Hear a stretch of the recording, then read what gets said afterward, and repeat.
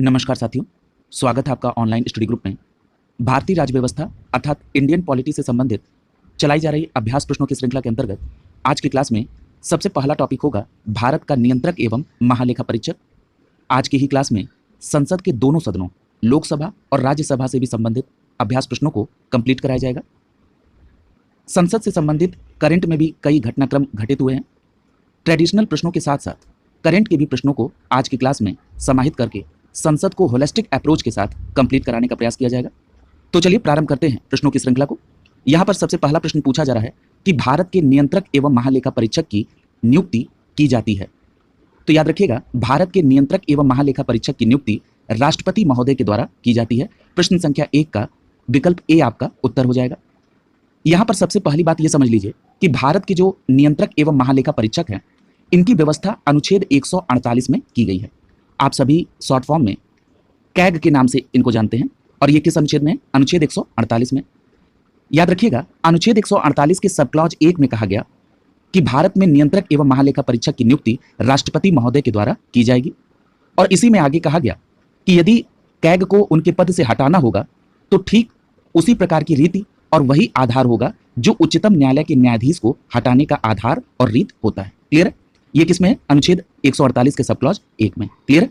अगला देखिए, प्रश्न संख्या 2 पूछा जा रहा है कि भारत के नियंत्रक एवं महालेखा परीक्षक के संघ के लेखा संबंधी प्रतिवेदनों को सर्वप्रथम निम्न में से किसको प्रस्तुत किया जाता है? तो याद रखिएगा, आपका सही जवाब होगा विकल्प डी, भारत के राष्ट्रपति को। यानी भारत के नियंत्रक एवं महालेखा परीक्षक के संघ के लेखा संबंधी प्रतिवेदनों को सर्वप्रथम भारत के राष्ट्रपति को प्रस्तुत किया जाता है। और यह व्यवस्था किस अनुच्छेद में है? तो याद रखिएगा, अनुच्छेद 151 के सब क्लॉज 1 में। किसमें है? अनुच्छेद 151 के सब क्लॉज 1 में। अगला देखिए, प्रश्न संख्या 3। प्रश्न संख्या 3 में पूछा जा रहा है कि निम्नलिखित में से किसके द्वारा भारत के नियंत्रक एवं महालेखा परीक्षक के पद का सृजन किया गया था? तो आपने अभी जाना कि हमारे संविधान के अनुच्छेद 148 में भारत के नियंत्रक एवं महालेखा परीक्षक के बारे में प्रावधान किया गया है। इसलिए प्रश्न संख्या 3 का बी विकल्प सही हो जाएगा। इस पद का सृजन संविधान द्वारा किया गया। क्यों? क्योंकि इसका उल्लेख अनुच्छेद 148 में किया गया है। क्लियर? अगला देखिए, प्रश्न संख्या 4 पूछा जा रहा है कि भारत के नियंत्रक एवं महालेखा परीक्षक के पद पर नियुक्ति का कार्यकाल कितने वर्ष का होता है? तो यहां पर आपका सही जवाब होगा विकल्प सी, 6 वर्ष का कार्यकाल। अब जरा इसको समझ लीजिए, ये जो सीएजी है, इनको लेकर संसद ने इनके वेतन और सेवा शर्तों से संबंधित 1971 में एक अधिनियम बनाया और इस अधिनियम के अनुसार कैग के कार्यकाल को 6 वर्ष या अधिकतम 65 वर्ष की आयु जो पहले पूरी हो जाए, ये इनके कार्यकाल को निर्धारित किया गया। क्लियर है? यानी अगर पूछा जाए कि कैग का कार्यकाल, तो याद रखिएगा 6 वर्ष या 65 वर्ष की उम्र जो पहले हो जाए। क्लियर है? अगला देखिए, प्रश्न संख्या 5 पूछा जा रहा है कि भारत के नियंत्रक एवं महालेखा परीक्षक को उनके पद से हटाने की प्रक्रिया निम्नलिखित में से किसके समान है? देखिए, सबसे पहले ही प्रश्न में हम लोगों ने इसको कोरिलेट किया था और ये प्रश्न के फॉर्मेट में है। राजस्थान पीसीएस, उत्तर प्रदेश पीसीएस और उत्तर प्रदेश के आरआई एग्जाम में भी ये प्रश्न पूछा जा चुका है। अब आप अनुच्छेद सहित बताने के कंडीशन में है कि अनुच्छेद 148 के सब क्लॉज 1 में कहा गया कि कैग की नियुक्ति राष्ट्रपति महोदय करेंगे और कैग को हटाने की जो रीति है और जो आधार है ठीक उच्चतम न्यायालय के न्यायाधीश के समान होगी। इसलिए प्रश्न संख्या 5 का सी विकल्प आपका आंसर हो जाएगा। क्लियर है? अगला देखिए, प्रश्न संख्या 6 पूछा जा रहा है कि नियंत्रक एवं महालेखा परीक्षक की टीका टिप्पणी पर उचित कार्रवाई करने की अंतिम जिम्मेदारी किसकी होती है? तो यहां पर आपका सही जवाब होगा विकल्प सी, संसद की। अब जरा समझिए कि कैसे अंतिम जिम्मेदारी संसद की होती है। एक अनुच्छेद है, अनुच्छेद 151 का सब क्लॉज 1 और अनुच्छेद 151 का सब क्लॉज 1 कहता है कि कैग की जो रिपोर्ट है वो राष्ट्रपति महोदय के द्वारा संसद के दोनों सदनों के समक्ष प्रस्तुत की जाती है। इसका मतलब ये स्पष्ट हो गया कि जो उस पर उचित कार्रवाई की अंतिम जिम्मेदारी है वो किसकी होगी? संसद की। क्लियर है? अगला देखिए, प्रश्न संख्या 7 पूछा जा रहा है कि निम्नलिखित में से कौन संसद की लोक लेखा समिति की बैठकों में उपस्थित रहता है?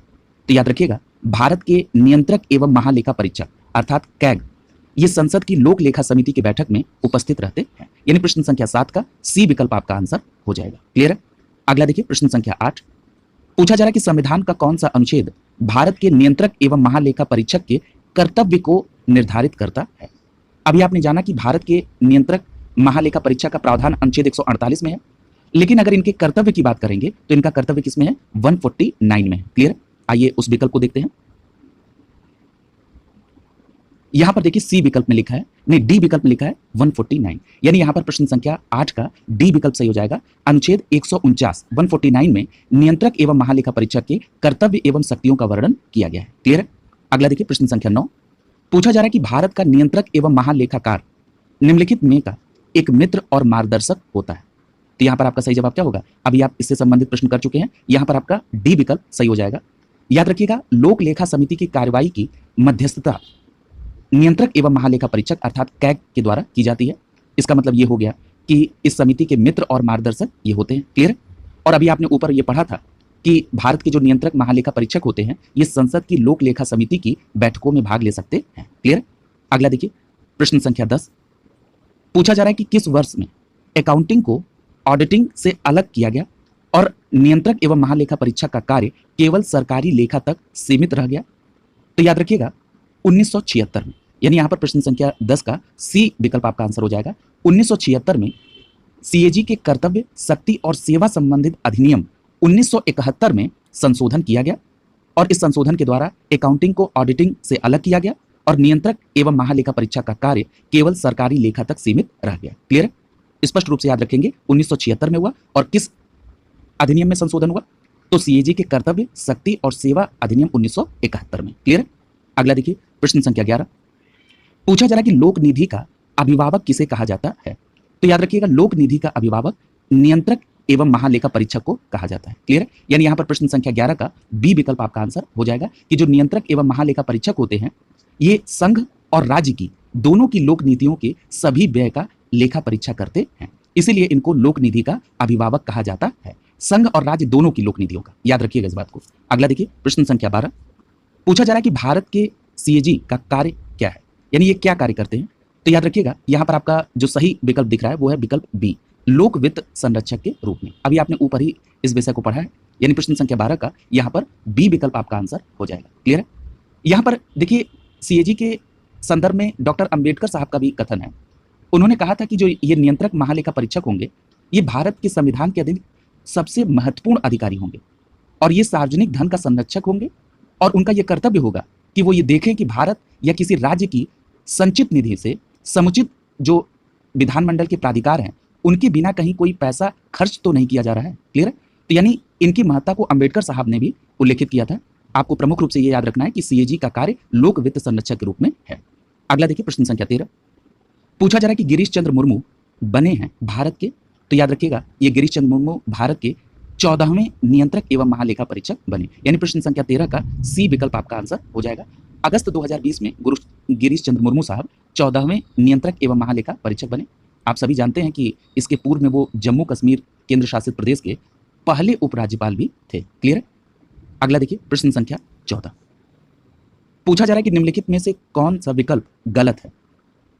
लिखा हुआ है कि लोक वित्त सरकार के वित्तीय क्रियाकलापों का अध्ययन है, इसके अंतर्गत आते हैं।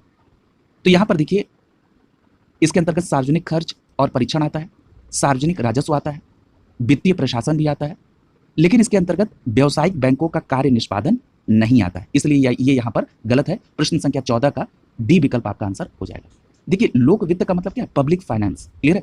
और लोक वित्त जो है ये सरकार के वित्तीय जो भी क्रियाकलाप है उनका अध्ययन करता है। साधारण भाषा में समझिए कि लोक वित्त जो है ये सरकार की वित्तीय क्रियाकलापों का अध्ययन करता है। अब इसके अंतर्गत कौन कौन से क्षेत्र आते हैं? तो इसमें सार्वजनिक व्यय आता है, लोक राजस्व आता है, सार्वजनिक ऋण आता है, वित्तीय प्रशासन आता है, संघीय वित्त आता है। क्लियर? लेकिन इसमें व्यावसायिक बैंकों का कार्य निष्पादन नहीं आता है। स्पष्ट रूप से याद रखेंगे।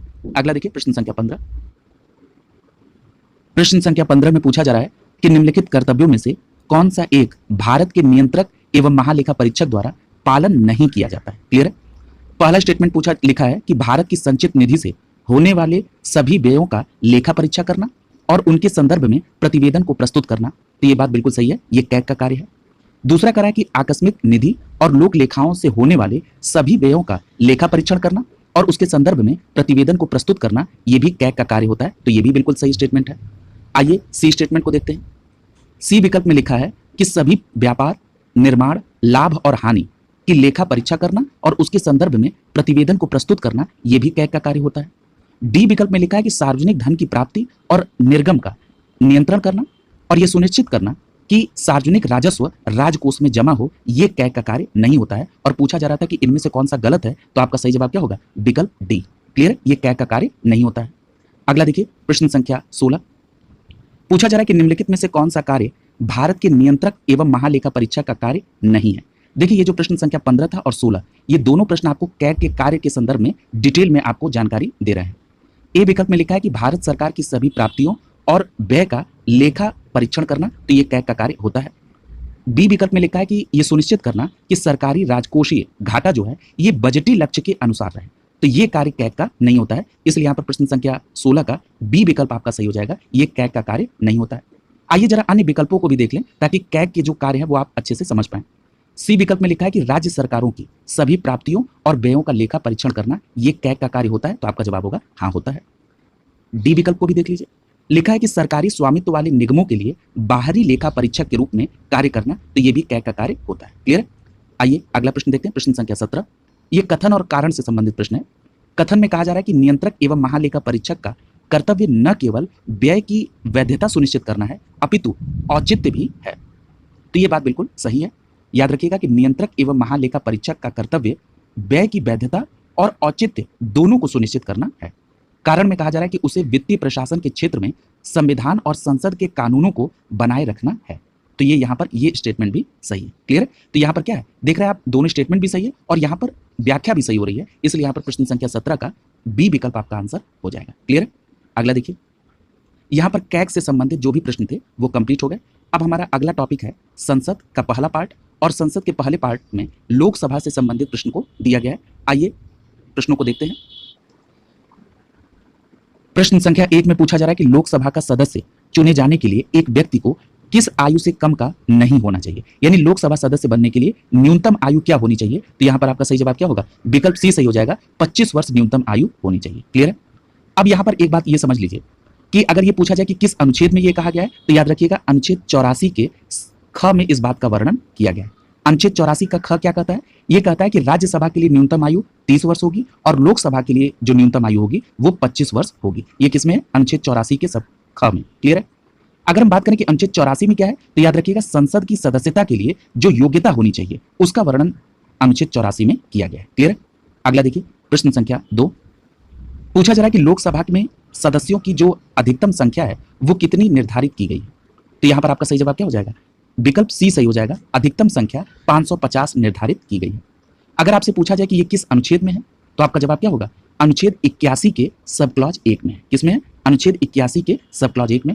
और अनुच्छेद 81 किससे संबंधित है? लोकसभा की संरचना से। याद रखिएगा लोकसभा की संरचना किसमें है? अनुच्छेद 81 में। और इसी अनुच्छेद 81 के सब क्लॉज 1 में कहा गया कि जो लोकसभा है उसमें राज्यों से जो निर्वाचन होकर आएंगे अधिकतम सदस्य, उनकी संख्या 530 होगी, और जो संघ राज्य क्षेत्र से अधिकतम सदस्य चुन के आएंगे उनकी संख्या 20 होगी। क्लियर है?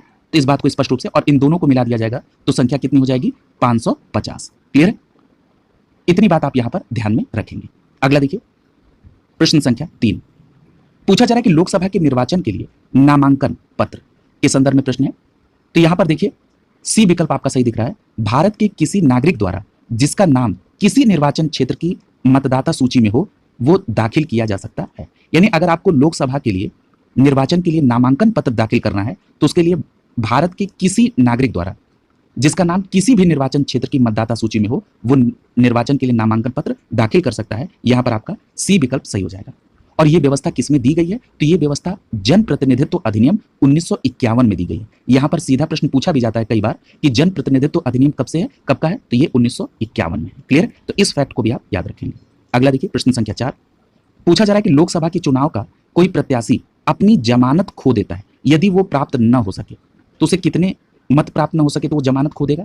तो याद रखिएगा मान लीजिए कि कोई प्रत्याशी वैध मतों का 1/6 भाग अगर प्राप्त नहीं कर पाता है तो उसकी जमानत राशि जब्त हो जाएगी। क्लियर है? तो यहां पर क्या हो जाएगा? डी विकल्प आपका आंसर हो जाएगा। यहां पर जो सही आंसर होगा वो क्या होगा? वैध मतों का 1/6। क्लियर है? ये बिल्कुल आप स्पष्ट याद रखेंगे, वैध मतों का 1/6 से अगर कम प्राप्त किया तो उसकी जमानत राशि जब्त हो जाएगी। अगला देखिए प्रश्न संख्या 5। पूछा जा रहा है कि लोकसभा को कार्यकाल पूरा करने से पहले भंग किया जा सकता है, तो ये बात सत्य है कि उसको भंग किया जा सकता है। अब ये पूछा जा रहा है कि किसके द्वारा, तो याद रखिएगा ये प्रधानमंत्री की सिफारिश पर राष्ट्रपति महोदय द्वारा लोकसभा को उसके कार्यकाल पूरा होने के पहले भंग किया जा सकता है। क्लियर? अब यह प्रश्न बनता है कि यह किस अनुच्छेद में है? तो याद रखिएगा अनुच्छेद 85 के सब क्लॉज 2 में इसका उल्लेख किया गया है। क्लियर है? अनुच्छेद 85 के सब क्लॉज 2 में इस बात का उल्लेख किया गया है कि लोकसभा का कार्यकाल पूरा होने के पहले उसे भंग किया जा सकता है। क्लियर? अगर यह पूछ लिया जाए कि अनुच्छेद 85 का संबंध किससे है, तो यहां पर एक बात स्पष्ट रूप से याद रख लीजिएगा, और ज्यादातर लोगों से यह प्रश्न गलत हो जाता है, जरा इसको समझ लीजिए कि संसद के सत्र, सत्रावसान और विघटन से संबंधित होता है अनुच्छेद 85। क्लियर है? और अनुच्छेद 85 का सब क्लॉज 2 कहता है कि राष्ट्रपति सदनों के किसी भी सदन का सत्रावसान कर सकते हैं और लोकसभा का विघटन कर सकते हैं। क्लियर? अब आप स्पष्ट हो गई। और किसकी सिफारिश पर? प्रधानमंत्री की सिफारिश पर। अगला देखिए प्रश्न संख्या 6। पूछा जा रहा है कि लोकसभा के कम से कम कितने सत्र बुलाए जाते हैं। तो देखिए एक बात स्पष्ट याद रखिएगा कि लोकसभा के 2 सत्रों के बीच में 6 महीने से अधिक का अंतराल नहीं हो सकता है। क्लियर?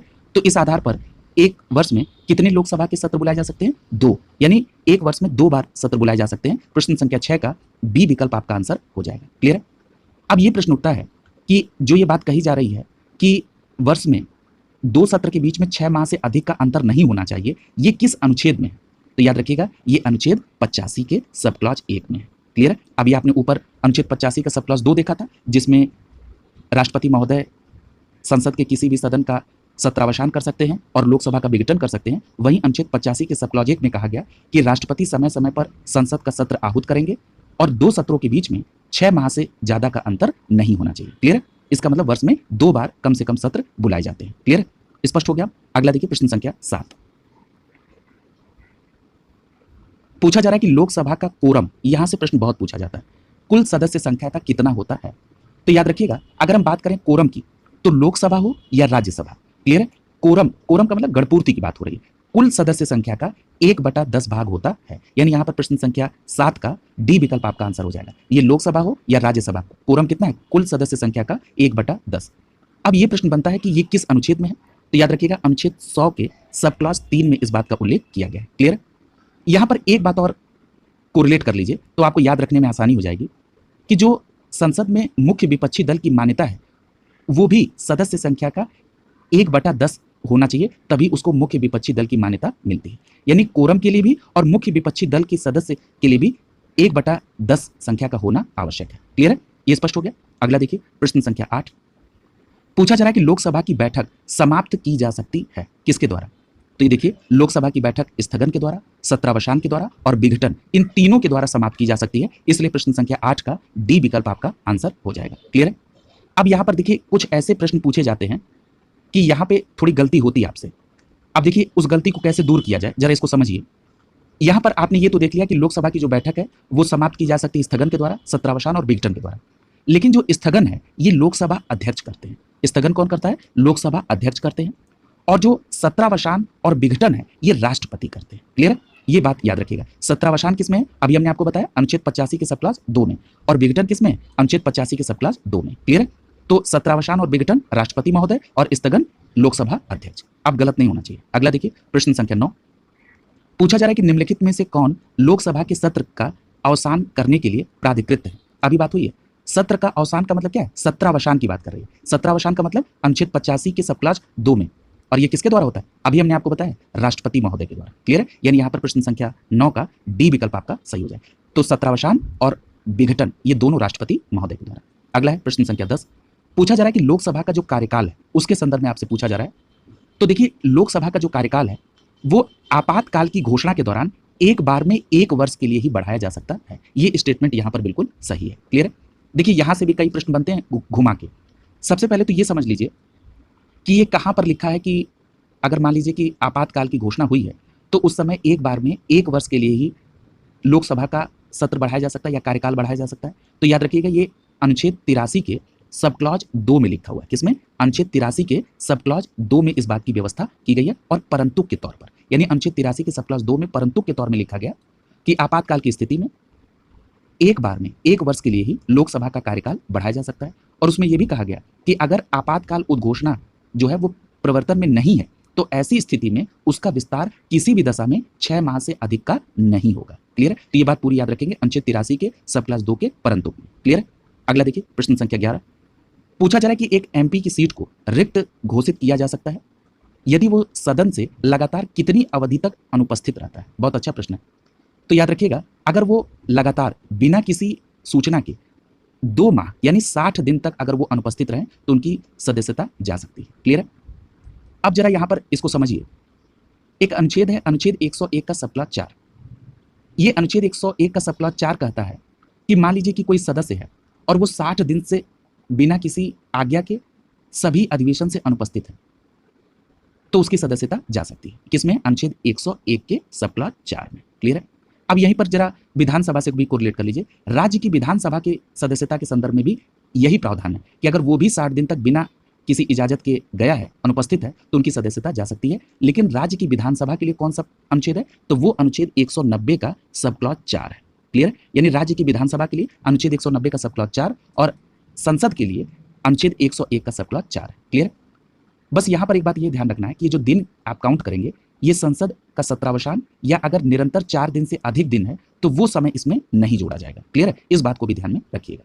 अगला देखिए, प्रश्न संख्या 12। पूछा जा रहा है कि लोकसभा का पहला आम चुनाव कब हुआ था। तो देखिए, अगर हम लोकसभा के पहले आम चुनाव की बात करें तो ये 25 अक्टूबर 1951 से 21 फरवरी 1952 तक हुआ। क्लियर है? यानी जो लोकसभा का पहला चुनाव हुआ था वो अक्टूबर 1951 से फरवरी 1952 तक हुआ था। और याद रखिएगा, ये जो पहला चुनाव हुआ था वो 489 सीट के लिए हुआ था। क्लियर है? तो यहाँ पर आपका सही जवाब क्या हो जाएगा? प्रश्न संख्या 12 का बी विकल्प आपका आंसर हो जाएगा। क्लियर है? अब यहाँ पर जरा कुछ तथ्यों को कोरिलेट कीजिए क्योंकि यहाँ से प्रश्न बनते हैं। एक प्रश्न पूछा जाता है कि लोकसभा का गठन कब हुआ था। तो याद रखिएगा, एग्जैक्ट डेट याद रखिएगा, 17 अप्रैल। कब है? 17 अप्रैल 1952। 17 अप्रैल 1952 को लोकसभा का गठन हुआ था। और अगर ये प्रश्न पूछा जाए कि लोकसभा का प्रथम अधिवेशन कब, तो 13 मई 1952। क्लियर है? अगर पूछा जाए गठन तो 17 अप्रैल 1952 और प्रथम अधिवेशन पूछा जाएगा तो 13 मई 1952। क्लियर है? और एक फैक्ट और कोरिलेट कर लीजिए कि लोकसभा के प्रथम अध्यक्ष कौन थे, तो गणेश वासुदेव मावलंकर। क्या नाम है? गणेश वासुदेव मावलंकर। क्लियर है? और एक फैक्ट और यहीं पर कोरिलेट कर लीजिए कि गणेश वासुदेव मावलंकर साहब ऐसे पहले लोकसभा अध्यक्ष थे जिनके खिलाफ अविश्वास प्रस्ताव आया था। क्लियर है? यानी गणेश वासुदेव मावलंकर के खिलाफ जो है वो अविश्वास प्रस्ताव भी आया था और ये पहले ही लोकसभा अध्यक्ष। क्लियर है? इतनी बातों को आप अगर इसके साथ कोरिलेट कर लेंगे तो ये आपके लिए बेनिफिशियल रहेगा। अगला देखिए, प्रश्न संख्या 13। पूछा जा रहा है कि किस लोकसभा का कार्यकाल लगभग 6 वर्ष का था। तो याद रखिएगा, 5वीं जो लोकसभा थी उसका कार्यकाल लगभग 6 वर्ष का था। यहां पर प्रश्न संख्या 13 का ए विकल्प आपका आंसर हो जाएगा। और ये जो 5वीं लोकसभा थी इसका कार्यकाल 1971 से 77 तक था। क्लियर है? इसको भी याद रखेंगे। अगला देखिए, प्रश्न संख्या 14। प्रश्न संख्या 14 में पूछा जा रहा है कि लोकसभा के चुनाव के मामले में सामान्य वर्ग के उम्मीदवार और अनुसूचित जाति और जनजाति के उम्मीदवार द्वारा जमा की जाने वाली जमानत राशि क्रमशः कितनी है।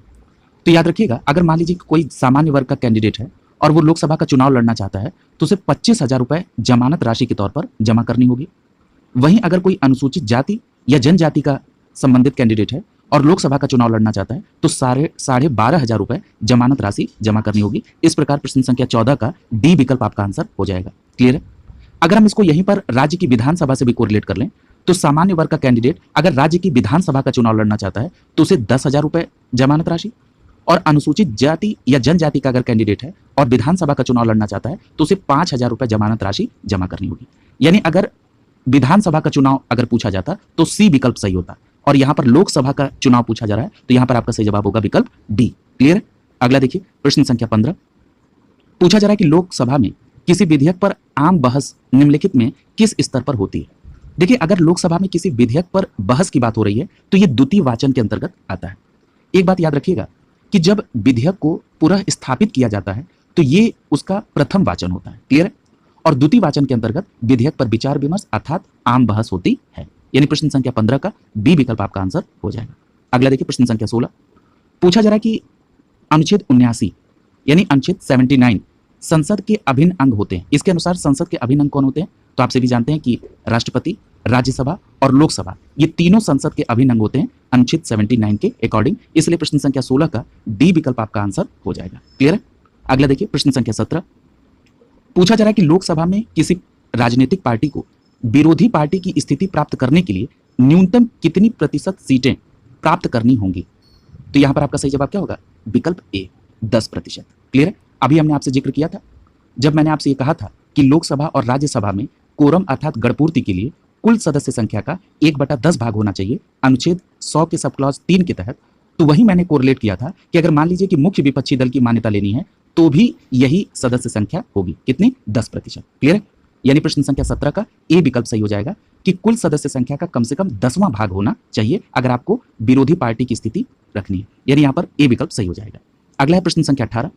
पूछा जा रहा है कि भारतीय संसद में कितने सदन होते हैं? तो आप सभी जानते हैं यहां पर 2 सदन होते हैं, एक होती है लोकसभा और दूसरी होती है राज्यसभा। लोकसभा को निम्न सदन भी कहते हैं और लोकसभा का जो संरचना है वो किसमें है? तो याद रखिएगा लोकसभा की संरचना अनुच्छेद 81 में है और राज्यसभा की जो संरचना है वो किसमें है? अनुच्छेद 80 में है। क्लियर है? ये भी बातें आप ध्यान में रखेंगे। अगला देखिए प्रश्न संख्या 19। पूछा जा रहा है कि निम्नलिखित में से कहां कानून बनाने का प्रस्ताव पेश किया जा सकता है? तो देखिए कानून बनाने का जो प्रस्ताव है वो लोकसभा और राज्यसभा दोनों में प्रस्तुत किया जा सकता है, यानी प्रश्न संख्या 19 का यहां पर सी विकल्प आपका आंसर हो जाएगा।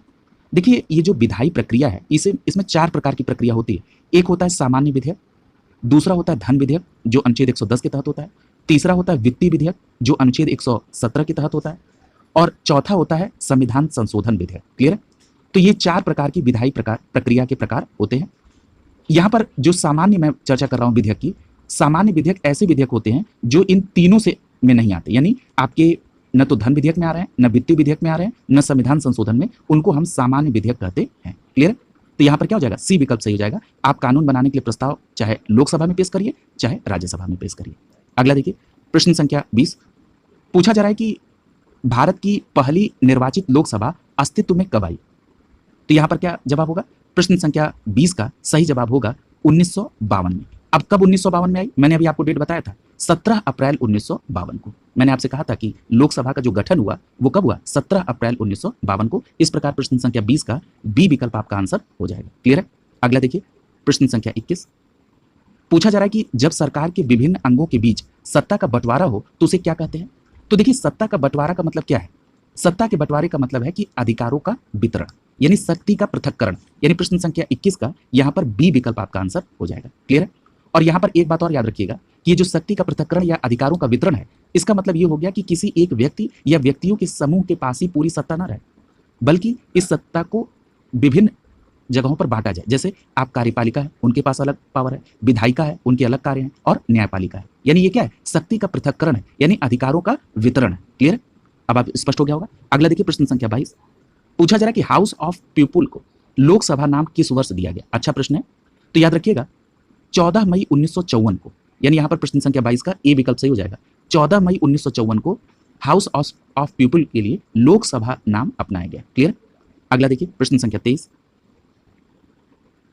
प्रश्न संख्या 23 में पूछा जा रहा है कि भारत में लोकसभा का स्पीकर यानी अध्यक्ष कैसे आते हैं? तो याद रखिएगा इनको चुना जाता है, यानी चूज किया जाता है। प्रश्न संख्या 23 का बी विकल्प आपका यहां पर हो जाएगा, चयनित किया जाता है, यानी इनको चूज किया जाता है, चुना जाता है। क्लियर है? अब ये प्रश्न उठता है कि ये किस अनुच्छेद में है? तो याद रखिएगा ये अनुच्छेद 93 में। क्लियर है? अनुच्छेद 93 क्या कहता है? कहता है कि लोकसभा जो है वो अपने 2 सदस्यों को यथाशीघ्र चुनेगी। किसको? अध्यक्ष को और उपाध्यक्ष को। क्लियर है? तो ये यहां पर चुनने शब्द का प्रयोग किया गया, यानी चयनित किया जाता है, चूज किया जाता है। क्लियर है? प्रश्न संख्या 23 का बी विकल्प आपका आंसर हो जाएगा। अगला देखिए प्रश्न संख्या 24। पूछा जा रहा है कि निम्न में कौन अपने पद की शपथ नहीं लेता है? तो याद रखिएगा जो लोकसभा अध्यक्ष है, यानी जिनको आप स्पीकर के नाम से जानते हैं, ये अपने पद की शपथ नहीं लेते हैं। प्रश्न संख्या 24 का सी विकल्प सही हो जाएगा। अभी आपने ऊपर पढ़ा कि अनुच्छेद 93 में कहा गया कि लोकसभा यथाशीघ्र अपने 2 सदस्यों को अध्यक्ष और उपाध्यक्ष चुनेगी। इसका मतलब है कि लोकसभा सदस्यों में से ही अध्यक्ष और उपाध्यक्ष चुने जाते हैं। इसका मतलब यह है कि लोकसभा सदस्य के तौर पर तो उसने ऑलरेडी शपथ ले रखी है। क्लियर है? अब वो स्पीकर के पद की शपथ नहीं लेते हैं। क्लियर है? तो ये बात स्पष्ट हो गई। अगला देखिए प्रश्न संख्या 25। पूछा जा रहा है कि लोकसभा के स्पीकर का चुनाव होता है। देखिए सेम प्रश्न आ गया एक्सप्लेनेशन से, तो यहाँ क्या हो जाएगा? लोकसभा के सभी सदस्यों के द्वारा, यानी प्रश्न संख्या 25 का सी विकल्प आपका आंसर हो जाएगा। अगला देखिए प्रश्न संख्या 26। पूछा जा रहा है कि लोकसभा अध्यक्ष अपना त्यागपत्र किसे सौंपते हैं? तो देखिए लोकसभा अध्यक्ष जो अपना त्यागपत्र देंगे वो लोकसभा उपाध्यक्ष को देंगे। किसको देंगे? लोकसभा उपाध्यक्ष को, यानी प्रश्न संख्या 26 का सी विकल्प आपका आंसर हो जाएगा। अब अगर ये पूछा जाए कि ये किस अनुच्छेद में है, तो याद रखिएगा अनुच्छेद 94 के ख में इस बात का वर्णन किया गया कि लोकसभा अध्यक्ष अपना त्यागपत्र लोकसभा उपाध्यक्ष को देंगे और लोकसभा उपाध्यक्ष अपना त्यागपत्र लोकसभा अध्यक्ष को देंगे। किसमें है? अनुच्छेद 94 के सब क्लॉज ख में। अनुच्छेद 94 के ख में कहा गया कि अध्यक्ष उपाध्यक्ष को और उपाध्यक्ष अध्यक्ष को हस्ताक्षरित करके अपना इस्तीफा देंगे। क्लियर है? अगला देखिए प्रश्न संख्या 27, पूछा जा रहा है कि लोकसभा के अध्यक्ष को कैसे हटाया जा सकता है। तो यहां पर याद रखिएगा कि अगर लोकसभा के अध्यक्ष को हटाना है तो लोकसभा के सभी सदस्यों के बहुमत से पारित संकल्प द्वारा लोकसभा अध्यक्ष को हटाया जा सकता है। ठीक है, और ये व्यवस्था किसमें है? तो याद रखिएगा ये व्यवस्था अनुच्छेद 94 के ग में है। ठीक है, अभी आपने ऊपर वाले प्रश्न में अनुच्छेद 94 का ख देखा था, यहां पर अनुच्छेद 94 के ग में कहा गया कि अगर किसी भी लोकसभा अध्यक्ष को हटाना है तो लोकसभा के सभी सदस्यों द्वारा बहुमत से वो संकल्प पारित होना चाहिए और उनको इस बात की सूचना कम से कम 14 दिन पूर्व लिखित रूप से दी जानी चाहिए। क्लियर है? अगला देखिए प्रश्न संख्या 28, पूछा जा रहा है कि प्रोटेम स्पीकर का क्या कार्य होता है, यानी इसका कर्तव्य क्या होता है। तो यहां पर आपका सही जवाब क्या हो जाएगा? विकल्प बी सही हो जाएगा, सदस्यों को शपथ दिलाना। यानी प्रश्न संख्या 28 का बी विकल्प सही हो जाएगा, प्रोटेम स्पीकर का कार्य सदस्यों को शपथ दिलाना होता है। देखिए जब नवनिर्वाचित सदन होता है तो लोकसभा अध्यक्ष के चुनाव से पूर्व जो लोकसभा में सदस्य हैं उसमें जो एक सामान्य प्रक्रिया है कि अगर वरिष्ठतम जो सदस्य है उन्हीं को प्रोटेम स्पीकर बनाया जाता है और ये प्रोटेम स्पीकर जो नवनिर्वाचित सदस्य हैं उनको शपथ दिलाते हैं और स्पीकर की चुनाव तक वो सदन की अध्यक्षता करते हैं। क्लियर है? अगला देखिए प्रश्न संख्या 29, पूछा जा रहा है कि प्रोटेम स्पीकर सामान्यतः किसे नियुक्त किया जाता है। तो देखिए मैंने अभी आपको एक्सप्लेनेशन में इस बात को बता दिया कि नवनिर्वाचित जो लोकसभा के वरिष्ठतम सदस्यों में से हैं उनमें से किसी एक को आप प्रोटेम स्पीकर चुनते हैं। प्रश्न संख्या 29 का सी विकल्प सही हो जाएगा। क्लियर है? ये एक सामान्य प्रैक्टिस है, ये कोई संविधान में लिखा रूल नहीं है। क्लियर है? इस बात को भी स्पष्ट रूप से आप याद रखेंगे। अगला है प्रश्न संख्या 30, पूछा जा रहा है कि लोकसभा अध्यक्ष यानी स्पीकर अपने कास्टिंग वोट का प्रयोग केवल करते हैं, कब करते हैं? तो वो जब वोट बराबर हो जाए यानी टाई की स्थिति हो तब स्पीकर महोदय अपना निर्णायक वोट करते हैं। यानी प्रश्न संख्या 30 का डी विकल्प आपका आंसर हो जाएगा। क्लियर है? अब यहां पर एक बात और याद रखिएगा, अब इसका वर्णन किस अनुच्छेद में है? तो याद रखिएगा अनुच्छेद 100 के सब क्लॉज 1 में। क्लियर? अनुच्छेद 100 के सब क्लॉज 1 में कहा गया कि लोकसभा अध्यक्ष महोदय कास्टिंग वोट यानी निर्णायक मत का प्रयोग करेंगे जब बराबर की स्थिति में हो जाएगा। लेकिन यहां पर एक बात याद रखिएगा कि जो अनुच्छेद 96 के सब क्लॉज 2 में अगर मान लीजिए स्पीकर को हटाने संबंधी अगर कोई प्रस्ताव पर मत हो रहा हो, अगर वो बराबर हो जाए तब अध्यक्ष को निर्णायक मत देने का अधिकार नहीं है। क्लियर है? ये बात भी दोनों एक साथ कोरिलेट करके आप याद रखिएगा। क्लियर है? अगला देखिए प्रश्न संख्या 31, पूछा जा रहा है कि लोकसभा का सचिवालय सीधे नियंत्रित होता है किसके द्वारा? तो याद रखिएगा लोकसभा का सचिवालय सीधे लोकसभा अध्यक्ष द्वारा नियंत्रित होता है। प्रश्न संख्या 31 का डी विकल्प आपका आंसर हो जाएगा। और याद रखिएगा कि उसे सचिवालय के कर्मचारियों पर, संसद के परिसर पर और संसद के भवन संपदा पर सर्वोच्च प्राधिकार प्राप्त है। किसको? लोकसभा अध्यक्ष को। क्लियर है? और लोकसभा सचिवालय जो है इन्हीं लोकसभा अध्यक्ष के निर्देश और नियंत्रण पर कार्य करता है। क्लियर है? अगला देखिए प्रश्न संख्या 32, प्रश्न संख्या 32 में पूछा जा रहा है लोकसभा का सेक्रेटरी जनरल जो लोकसभा सचिवालय का प्रमुख होता है किसके द्वारा नियुक्त किया जाता है? तो याद रखिएगा लोकसभा का सेक्रेटरी जनरल जो कि लोकसभा सचिवालय का प्रमुख होता है इसे स्पीकर महोदय के द्वारा नियुक्त किया जाता है। प्रश्न संख्या 32 का सी विकल्प आपका आंसर हो जाएगा। लोकसभा के सेक्रेटरी जनरल की नियुक्ति स्पीकर महोदय के द्वारा की जाती है, यानी लोकसभा अध्यक्ष द्वारा।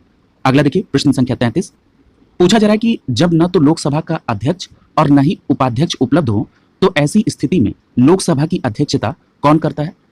तो याद रखिएगा यहां पर आपका सही जवाब होगा कि लोकसभा अध्यक्ष और लोकसभा उपाध्यक्ष की अनुपस्थिति में पीठासीन अधिकारियों के पैनल के कोई सदस्य के द्वारा लोकसभा की अध्यक्षता की जाती है। इसलिए यहां पर प्रश्न संख्या 33 का ए विकल्प आपका आंसर हो जाएगा कि लोकसभा अध्यक्ष द्वारा चुने गए पीठासीन अधिकारियों के पैनल का कोई सदस्य लोकसभा की अध्यक्षता करेगा। यानी प्रश्न संख्या 33 का ए विकल्प आपका आंसर हो जाएगा। अगर यह पूछा जाए कि यह प्रावधान किस अनुच्छेद में है तब आपका जवाब क्या होगा? अनुच्छेद 95 के सब क्लॉज 2 में। किसमें? अनुच्छेद 95 के सब क्लॉज 2 में। अगला देखिए प्रश्न संख्या 34, पूछा जा रहा है कि लोकसभा व राज्यसभा की संयुक्त बैठक की अध्यक्षता निम्नलिखित में से कौन करता है? इसको मैंने पूर्व में कोरिलेट किया था कि ये जो संयुक्त बैठक है ये अनुच्छेद 108 के तहत राष्ट्रपति महोदय के द्वारा आहूत की जाती है और इसकी अध्यक्षता लोकसभा अध्यक्ष करते हैं। प्रश्न संख्या 34 का ए विकल्प सही हो जाएगा, संयुक्त बैठक की अध्यक्षता लोकसभा अध्यक्ष करते हैं। अगला देखिए प्रश्न संख्या 35, पूछा जा रहा है कि जब लोकसभा रद्द कर दी जाए तब अध्यक्ष का जो पद है वो कब रद्द कर दिया जाता है? तो यहां पर एक बात स्पष्ट याद रखिएगा कि अनुच्छेद 94 में कहा गया कि जब लोकसभा विघटित कर दी जाए तब भी लोकसभा अध्यक्ष का पद रिक्त नहीं होता है। ये बात स्पष्ट रूप से आप याद रखेंगे। किस अनुच्छेद में इसका वर्णन है? इसका वर्णन अनुच्छेद 94 में। क्या कहा गया कि लोकसभा विघटित कर दी जाए तब भी लोकसभा अध्यक्ष का पद रिक्त नहीं होता है। तो यहां पर क्या होगा? डी विकल्प आपका सही हो जाएगा। और विघटन के बाद जब नई लोकसभा का प्रथम अधिवेशन आएगा, ठीक पूर्व तक वो अध्यक्ष बना रहेगा। क्लियर है? तो इस आर्टिकल 94 को आप याद रखेंगे। अगला देखिए प्रश्न संख्या 36। पूछा जा रहा है कि लोकसभा अध्यक्ष के वेतन और भत्ते कौन निर्धारित करता है? तो याद रखिएगा, लोकसभा अध्यक्ष के वेतन और भत्ते को संसद द्वारा निर्धारित किया जाता है। यानी प्रश्न संख्या 36 का डी विकल्प आपका आंसर हो जाएगा। इसका विवरण किस अनुच्छेद में है? तो याद रखिएगा अनुच्छेद 97 में। किसमें है? अनुच्छेद 97 में। और अनुच्छेद 97 कहता है कि लोकसभा के अध्यक्ष और उपाध्यक्ष के साथ साथ राज्यसभा के सभापति और उपसभापति के वेतन भत्तों का निर्धारण संसद विधि द्वारा करेगी। क्लियर है? किसमें है? अनुच्छेद 97 में। अगला देखिए प्रश्न संख्या 37। पूछा जा रहा है कि यदि उपाध्यक्ष लोकसभा की अध्यक्षता कर रहे हो तो उन्हें एक अधिकार प्राप्त है कि वह, तो यहां पर देखिए सी विकल्प सही हो जाएगा, मत बराबरी की अवस्था में मतदान कर सकते हैं। क्लियर है? यानी प्रश्न संख्या 37 का सी विकल्प आपका आंसर हो जाएगा। इसका मतलब ये कि मान लीजिए कि अगर लोकसभा का अध्यक्ष का पद रिक्त हो और सदन की बैठक में अध्यक्षता उपाध्यक्ष महोदय कर रहे हो अध्यक्ष के तौर पर, तो ऐसी स्थिति में अध्यक्ष की तरह उपाध्यक्ष भी पीठासीन होंगे और उन्हें बराबर की स्थिति में, अगर मान लीजिए कि किसी विषय पर मत हो रहा है और बराबर की स्थिति आ जाए तो ऐसी दशा में उन्हें मत देने का अधिकार होगा। क्लियर है? यानी प्रश्न संख्या 37 का सी विकल्प आपका आंसर हो जाएगा। अगला देखिए प्रश्न संख्या 38।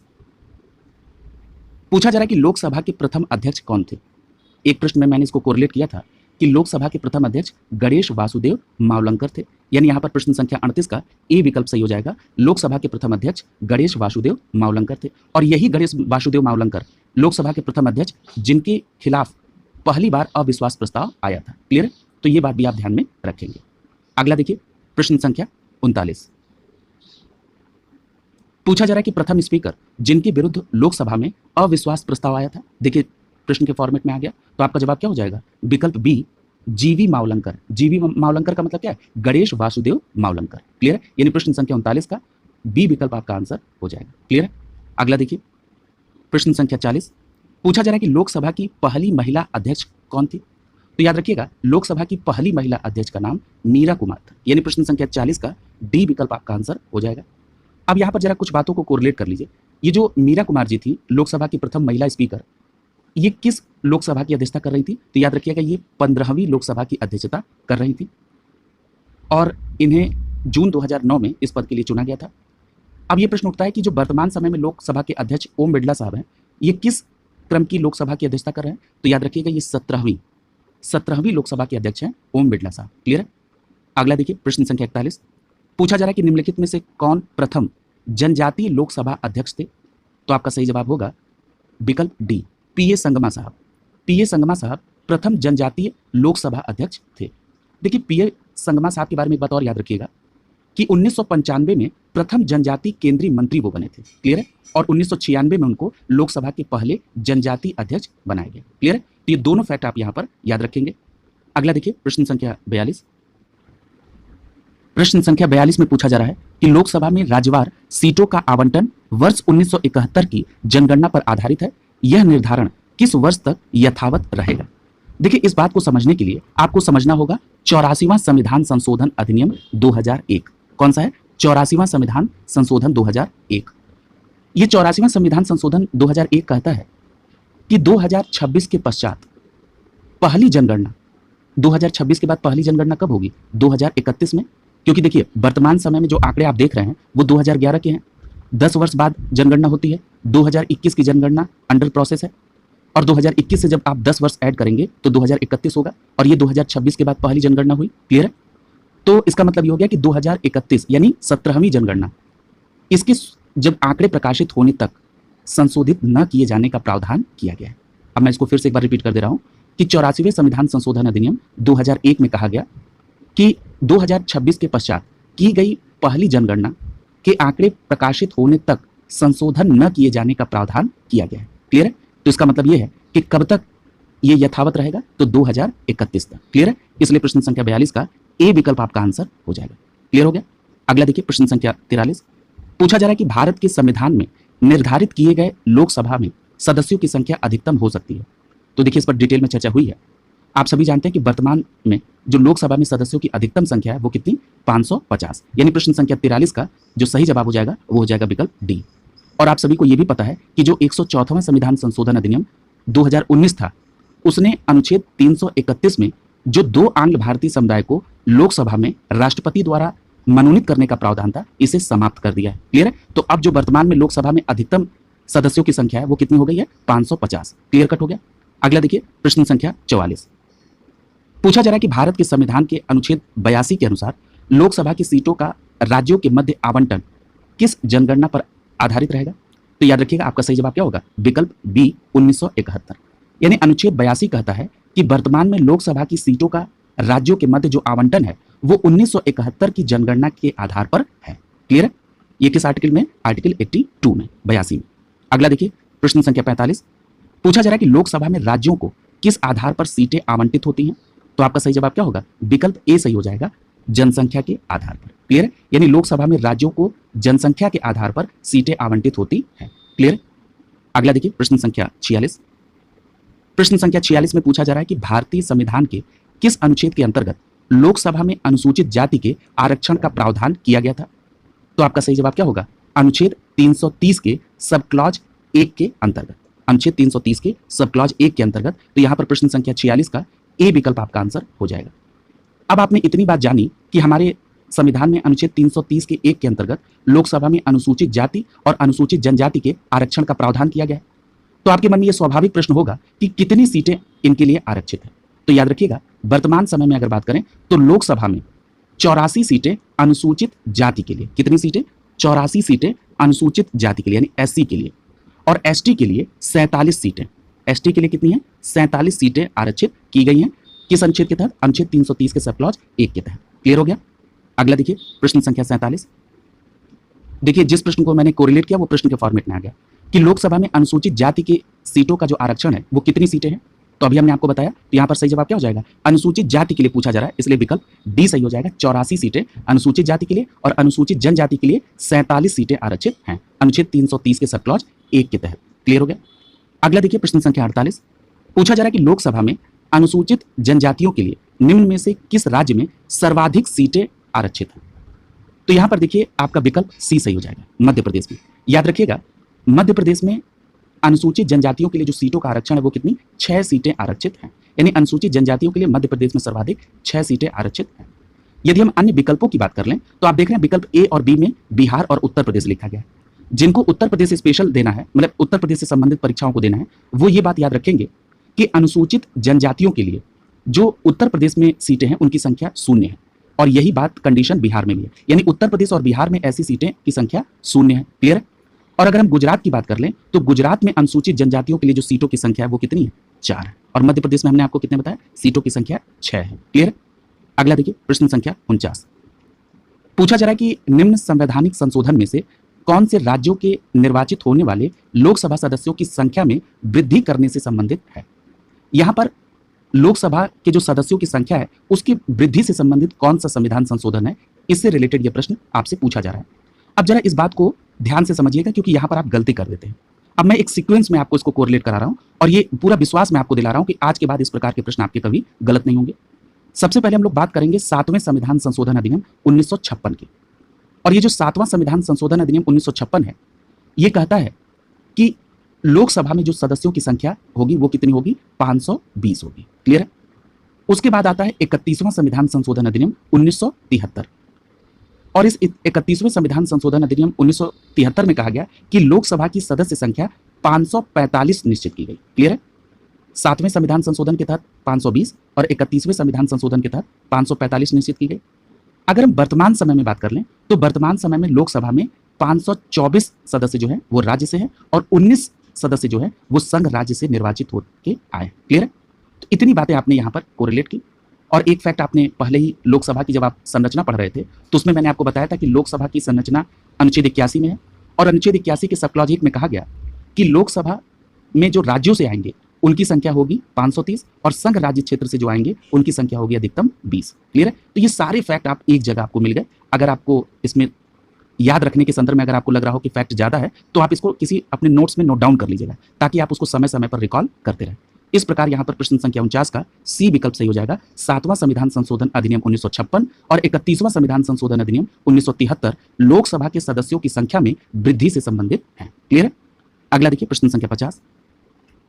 पूछा जा रहा है कि संघीय क्षेत्रों को प्रतिनिधित्व प्राप्त है। संघीय क्षेत्रों को प्रतिनिधित्व कहां पर? तो आपको पता है कि जो संघीय क्षेत्र का मतलब क्या हो गया? केंद्र शासित प्रदेश, यूनियन टेरिटरी यानी यूटी के संदर्भ में बात हो रही है। इन्हें संसद के दोनों सदनों में प्रतिनिधित्व प्राप्त है। अभी देखिए, मैंने जो अभी आपको लोकसभा की संरचना बताई और कहा कि अनुच्छेद 81 के सब क्लॉज 1 में कहा गया कि लोकसभा में राज्यों से 530 और संघ राज्य क्षेत्र से 20 प्रतिनिधित्व होंगे अधिकतम। तो इसका मतलब कि लोकसभा में तो केंद्र शासित प्रदेश से प्रतिनिधित्व तो क्लियर हो गया। ये किसमें है? अनुच्छेद 81 के सब क्लॉज 1 में। तो लोकसभा की तो बात हो गई। अब हम लोग बात कर लें राज्यसभा की। तो राज्यसभा की संरचना हमने आपको बताई थी अनुच्छेद 80 में है और अनुच्छेद 80 के सब क्लॉज 1 में कहा गया कि जो राज्यसभा में अधिकतम सदस्य होंगे वो राज्यों और केंद्र शासित प्रदेश यानी संघ राज्य से मिलाकर कुल मिलाकर 238 होंगे और 12 सदस्य ऐसे होंगे जो राष्ट्रपति महोदय के द्वारा साहित्य, विज्ञान, कला और समाज सेवा के क्षेत्र में उत्कृष्ट कार्य करने वालों को मनोनीत किया जाएगा। यानी वहां पर 238 प्लस 12 वाली कंडीशन है। इसमें अनुच्छेद 80 के सब क्लॉज 1 में। यानी मैंने आपको अनुच्छेद सहित बता दिया कि किस आधार पर यह बात कही जा रही है कि संघीय क्षेत्र का प्रतिनिधित्व लोकसभा और राज्यसभा दोनों जगह पर है। क्लियर है? अगला देखिए प्रश्न संख्या 51। पूछा जा रहा है कि कौन सा राज्य सबसे अधिक प्रतिनिधि लोकसभा में भेजता है। तो देखिए, लोकसभा में अगर प्रतिनिधि भेजने की बात करें तो यहां पर उत्तर प्रदेश आपका सही आंसर हो जाएगा। प्रश्न संख्या 51 का डी विकल्प आपका आंसर हो जाएगा। देखिए, उत्तर प्रदेश में लोकसभा की जो सीटों की संख्या है वो है 80 और राज्यसभा की सीटों की संख्या कितनी है? तो याद रखिएगा, राज्यसभा की सीटों की संख्या 31 है। क्लियर है? और ये सर्वाधिक है। अब हम विकल्प में दिए गए जरा अन्य राज्यों की भी बात कर लें। तो ये यहाँ पर उत्तर प्रदेश में तो आपने देख लिया कि 80 सीट है लोकसभा की। बिहार की बात करें तो बिहार में लोकसभा की 40 सीटें हैं। क्लियर है? मध्य प्रदेश की बात करें तो मध्य प्रदेश में लोकसभा की 29 सीट है। और यदि हम पश्चिम बंगाल की बात करें तो पश्चिम बंगाल में लोकसभा की सीटों की संख्या 42 है। यहां से भी प्रश्न बनते हैं, आप इसको बिल्कुल ध्यान रखेंगे। क्लियर है? आइए अगले प्रश्न की तरफ चलते हैं। प्रश्न संख्या 52। पूछा जा रहा है कि उत्तर प्रदेश के बाद लोकसभा की सर्वाधिक संख्या किस राज्य में है? तो याद रखिएगा, उत्तर प्रदेश में तो आपने देखा कि 80 सीटें हैं लोकसभा की। उत्तर प्रदेश के बाद सर्वाधिक स्थानों का जो आवंटन है वो महाराष्ट्र में है। और कितने वहां पर लोकसभा की सीट है?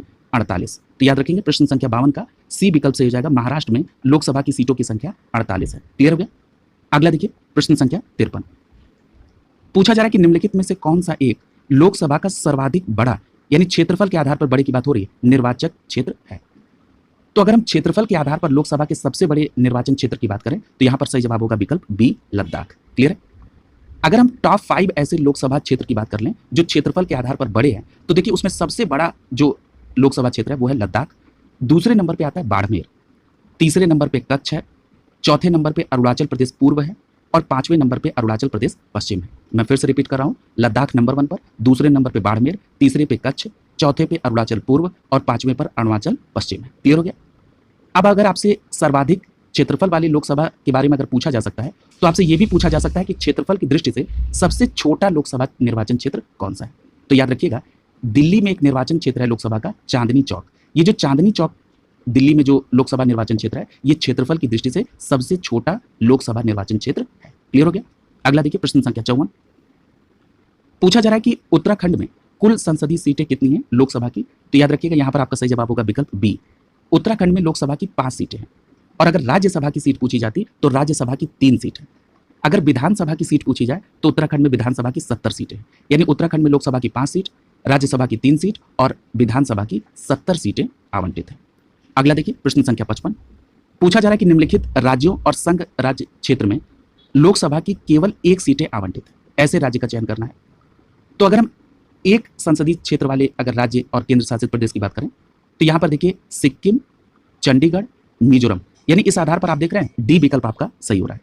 आइए आपको उन सभी राज्य और केंद्र शासित प्रदेश के नाम बता दें जहां पर लोकसभा की केवल 1 सीट है। आप इसको नोट डाउन भी कर लेंगे। चंडीगढ़, सिक्किम, मिजोरम, नागालैंड और पुडुचेरी। क्लियर है? यहां पर लोकसभा की 1-1 सीटें हैं। कई बार यह भी पूछ लेता है कि कहां पर लोकसभा की 2 सीट है। तो लोकसभा की 2 सीट वाले राज्यों के नाम भी देख लीजिए। त्रिपुरा है, मेघालय है, गोवा है, मणिपुर, दादरा नागर हवेली तथा दमन एवं दीव और अरुणाचल प्रदेश। यहां पर लोकसभा की 2-2 सीटें हैं। क्लियर हो गया? यानी प्रश्न संख्या 55 का यहां पर डी विकल्प आपका आंसर हो गया। प्रश्न संख्या 56 देखिए।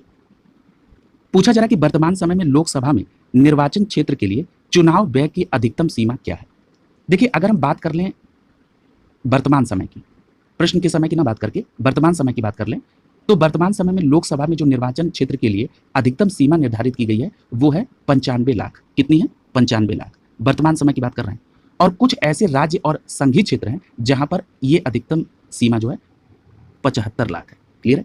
ये एक्सेप्शन है, यानी कुछ ऐसे एक्सेप्शनल स्टेट एंड यूटीज हैं जहां पर लोकसभा के लिए जो अधिकतम सीमा है व्यय की वो है 75 लाख, लेकिन अन्य जो राज्य हैं उनके लिए जो अधिकतम सीमा है वो कितनी है? 95 लाख। क्लियर है? ये बात आप स्पष्ट रूप से याद रखेंगे। और जब ये प्रश्न पूछा गया था तो उस समय अधिकतम सीमा 40 लाख थी। क्लियर? तो आप वर्तमान का याद रखेंगे 95 और 75। अगला देखिए प्रश्न संख्या 57। पूछा जा रहा है कि लोकसभा में अधिकतम कितने सदस्य होते हैं जो राज्यों के क्षेत्रीय निर्वाचन क्षेत्र से प्रत्यक्ष रूप से चुनाव द्वारा चुने जाते हैं? तो यहाँ पर आपका सही जवाब क्या हो जाएगा? प्रश्न संख्या 57 का ए विकल्प सही हो जाएगा 530। मैंने अभी आपको ये बताया था कि अनुच्छेद 81 के सब क्लॉज 1 में कहा गया कि लोकसभा में जो अधिकतम राज्यों से सदस्य संख्या होगी वो कितनी होगी? 530। और जो संघ राज्य क्षेत्र से यानी केंद्र शासित प्रदेश से अधिकतम सदस्यों की संख्या होगी वो कितनी होगी? 20। यानी 530 और 20, इस तरह से आप याद रखेंगे। 530 और 20, 530 राज्यों से, 20 संघ शासित राज्य से, यानी टोटल संख्या कितनी हो गई? 550। किस अनुच्छेद के तहत? अनुच्छेद 81 के सब क्लॉज 1 के तहत। क्लियर है? अगला देखिए प्रश्न संख्या 58। पूछा जा रहा है कि भारतीय संविधान के किस अनुच्छेद में यह उल्लेख किया गया है कि लोकसभा में एक अध्यक्ष और एक उपाध्यक्ष आवश्यक रूप से होना चाहिए? तो देखिए, इस अनुच्छेद को मैं पूर्व में कोरिलेट कर चुका हूं अनुच्छेद 93 में, यानी प्रश्न संख्या 58 का डी विकल्प सही हो गया। देखिए, जो मैं अनुच्छेद कोरिलेट करता हूं, अब जब वो प्रश्न के फॉर्मेट में आता है और आप बताने के कंडीशन में होते हैं तो आपका कॉन्फिडेंस और बिल्डअप होता है। क्लियर है? यही मेरा प्रयास है कि प्रश्नों को इस प्रकार से एक्सप्लेन किया जाए, इस प्रकार से उसको होलिस्टिक अप्रोच में रखा जाए, ताकि जब आप कभी भी अभ्यास प्रश्न करने जाएं और वहां पर प्रश्न आए तो आप जब उसका आंसर करते हैं तो आपका कॉन्फिडेंस बढ़ता है। और याद रखिएगा, केवल पढ़ने से किसी एग्जाम को क्रैक नहीं किया जा सकता है। पढ़ने के साथ साथ आपका कॉन्फिडेंस भी आपके ऊपर होना चाहिए। देखिए, आपका विश्वास अपने ऊपर होना ये सबसे आवश्यक है। कोई आपके ऊपर विश्वास करे या ना करे, आपको अपने ऊपर, स्वयं के ऊपर विश्वास होना चाहिए कि यदि दूसरा व्यक्ति पढ़कर क्वालिफाई कर रहा है तो हम भी पढ़कर उस एग्जाम को क्रैक करेंगे। क्लियर है? तो यहाँ पर अनुच्छेद 93 जो है इससे कोरिलेट होगा। अनुच्छेद 93 क्या कहता है कि लोकसभा जो है यथाशीघ्र अपने 2 सदस्यों को अध्यक्ष और उपाध्यक्ष चुनेगी, चूज करेगी। क्लियर है? अगला देखिए प्रश्न संख्या 59। पूछा जा रहा है कि लोकसभा में प्रश्नों की स्वीकार्यता का फैसला कौन करता है?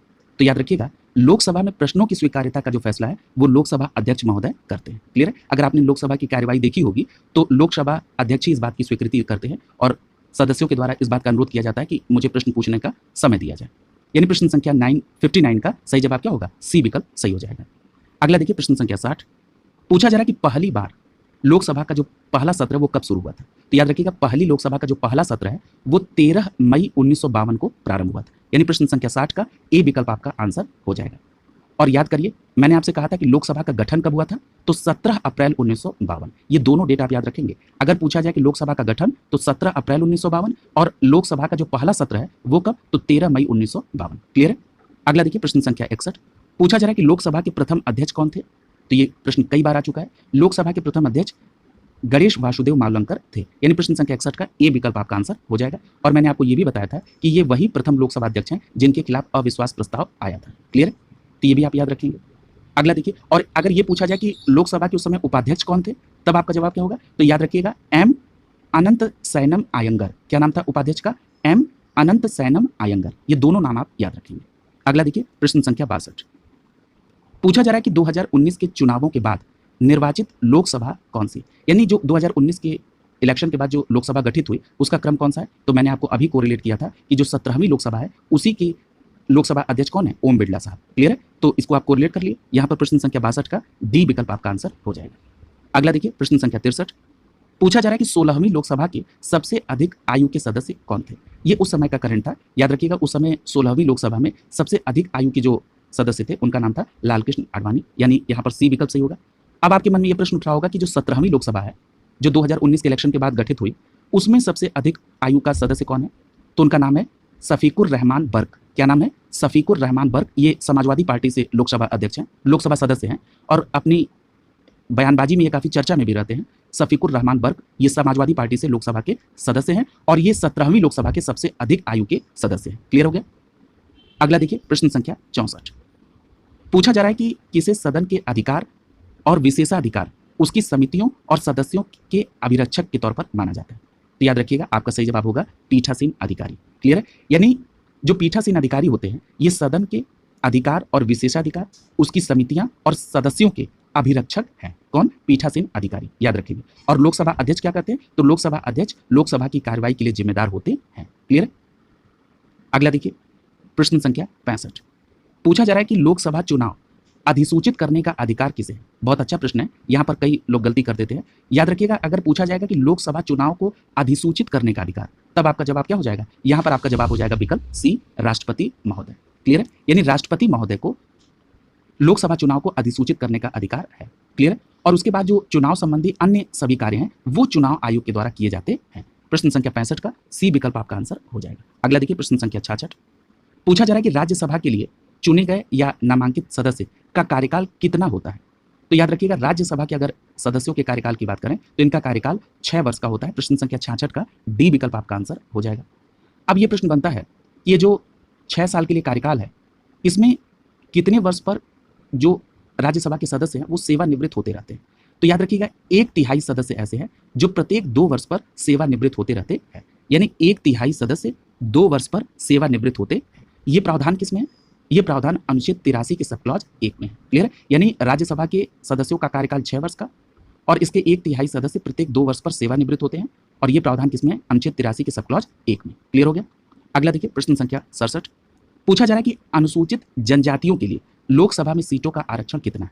तो देखिए चर्चा हुई थी, आपको मैंने बताया था कि जो अनुसूचित जाति है उनके लिए लोकसभा में 84 सीटें हैं और अनुसूचित जनजाति के लिए 47 सीट है। इसलिए प्रश्न संख्या 67 का बी विकल्प आपका आंसर हो जाएगा। क्लियर है? ये प्रश्न और टिपिकल तब हो जाता जब ऑप्शन में 84 और 47 दोनों दिया रहता। क्लियर है? तो याद रखिएगा जो कम सीटें वो अनुसूचित जनजाति के लिए। क्लियर है? 47। अगला देखिए प्रश्न संख्या 68। पूछा जा रहा है कि लोकसभा के लिए निर्वाचन के बारे में निम्नलिखित में से कौन सा कथन सही नहीं है? देखिए जब नहीं वाले प्रश्न हो तो जरा उनको सतर्कता से करिए। पहला स्टेटमेंट लिखा है कि निर्वाचन वयस्क मताधिकार पर आधारित होता है, तो ये बात बिल्कुल सही है। अब देखिए मैं पूर्व में किसी प्रश्न के एक्सप्लेनेशन में इस बात को बता चुका हूं, मुझे पूरे अच्छे से याद है। ये जो निर्वाचन है वयस्क मताधिकार पर, ये किस अनुच्छेद में है? तो याद रखिएगा ये अनुच्छेद 326 में। किसमें? अनुच्छेद 326 में। यानी वयस्क मताधिकार का जो है बात वो अनुच्छेद 326 में। क्लियर है? यहाँ पर मैंने एक बात और बताई थी कि जो वोट देने का अधिकार है ये एक राजनीतिक अधिकार है या वैधानिक अधिकार है। क्लियर है? और चुनाव लड़ने का अधिकार ये भी एक राजनीतिक अधिकार है, न कि संवैधानिक अधिकार। वयस्क मताधिकार की अगर बात करेगा तो ये संवैधानिक अधिकार है, ये अनुच्छेद 326 में किया गया। क्लियर है? अगला कह रहा है कि निर्वाचनों का संचालन निर्वाचन आयोग करता है, बिल्कुल सही है। और लोकसभा की जो अधिसूचना है अधिसूचित करने का काम राष्ट्रपति करते हैं। क्लियर है? और संचालन कौन करता है? निर्वाचन आयोग। अगला कह रहा है कि निर्वाचनों के लिए मतदाता सूची को राष्ट्रपति के निर्देशन और नियंत्रण में तैयार किया जाता है। ये स्टेटमेंट यहाँ पर सीधे सीधे गलत है। क्लियर? यानी यहाँ पर ये जो निर्वाचन के लिए जो मतदाता सूची है ये चुनाव आयोग यानी निर्वाचन आयोग के निर्देशन और नियंत्रण में इसको तैयार किया जाता है। यहाँ पर प्रश्न संख्या 68 का सी विकल्प आपका आंसर हो जाएगा, ये सही नहीं है। क्लियर है? आइए अगला कार्य भी देख लेते हैं। लिखा है कि निर्वाचन आयोग के अनुरोध पर राष्ट्रपति निर्वाचन आयोग को उसके कार्यों के निर्वहन के लिए आवश्यक कर्मचारी वृंद उपलब्ध कराते हैं। तो ये स्टेटमेंट भी बिल्कुल सही है। क्लियर? तो स्पष्ट रूप से आप इसको याद रखेंगे। और चुनाव आयोग किसमें? अनुच्छेद 324 में। क्लियर? तो यहाँ पर आपका सी विकल्प सही हो जाएगा। अगला देखिए प्रश्न संख्या 69। यहाँ पर भी कथनों से संबंधित प्रश्न है। तो प्रश्न संख्या 69 में पूछा जा रहा है कि पहला स्टेटमेंट है कि भारत का राष्ट्रपति ऐसे स्थान पर जिसे वो ठीक समझे संसद का सत्र आहूत यानी आह्वान कर सकता है। तो ये स्टेटमेंट आपका बिल्कुल सही है। अब एक प्रश्न उठता है कि ये किस अनुच्छेद में है?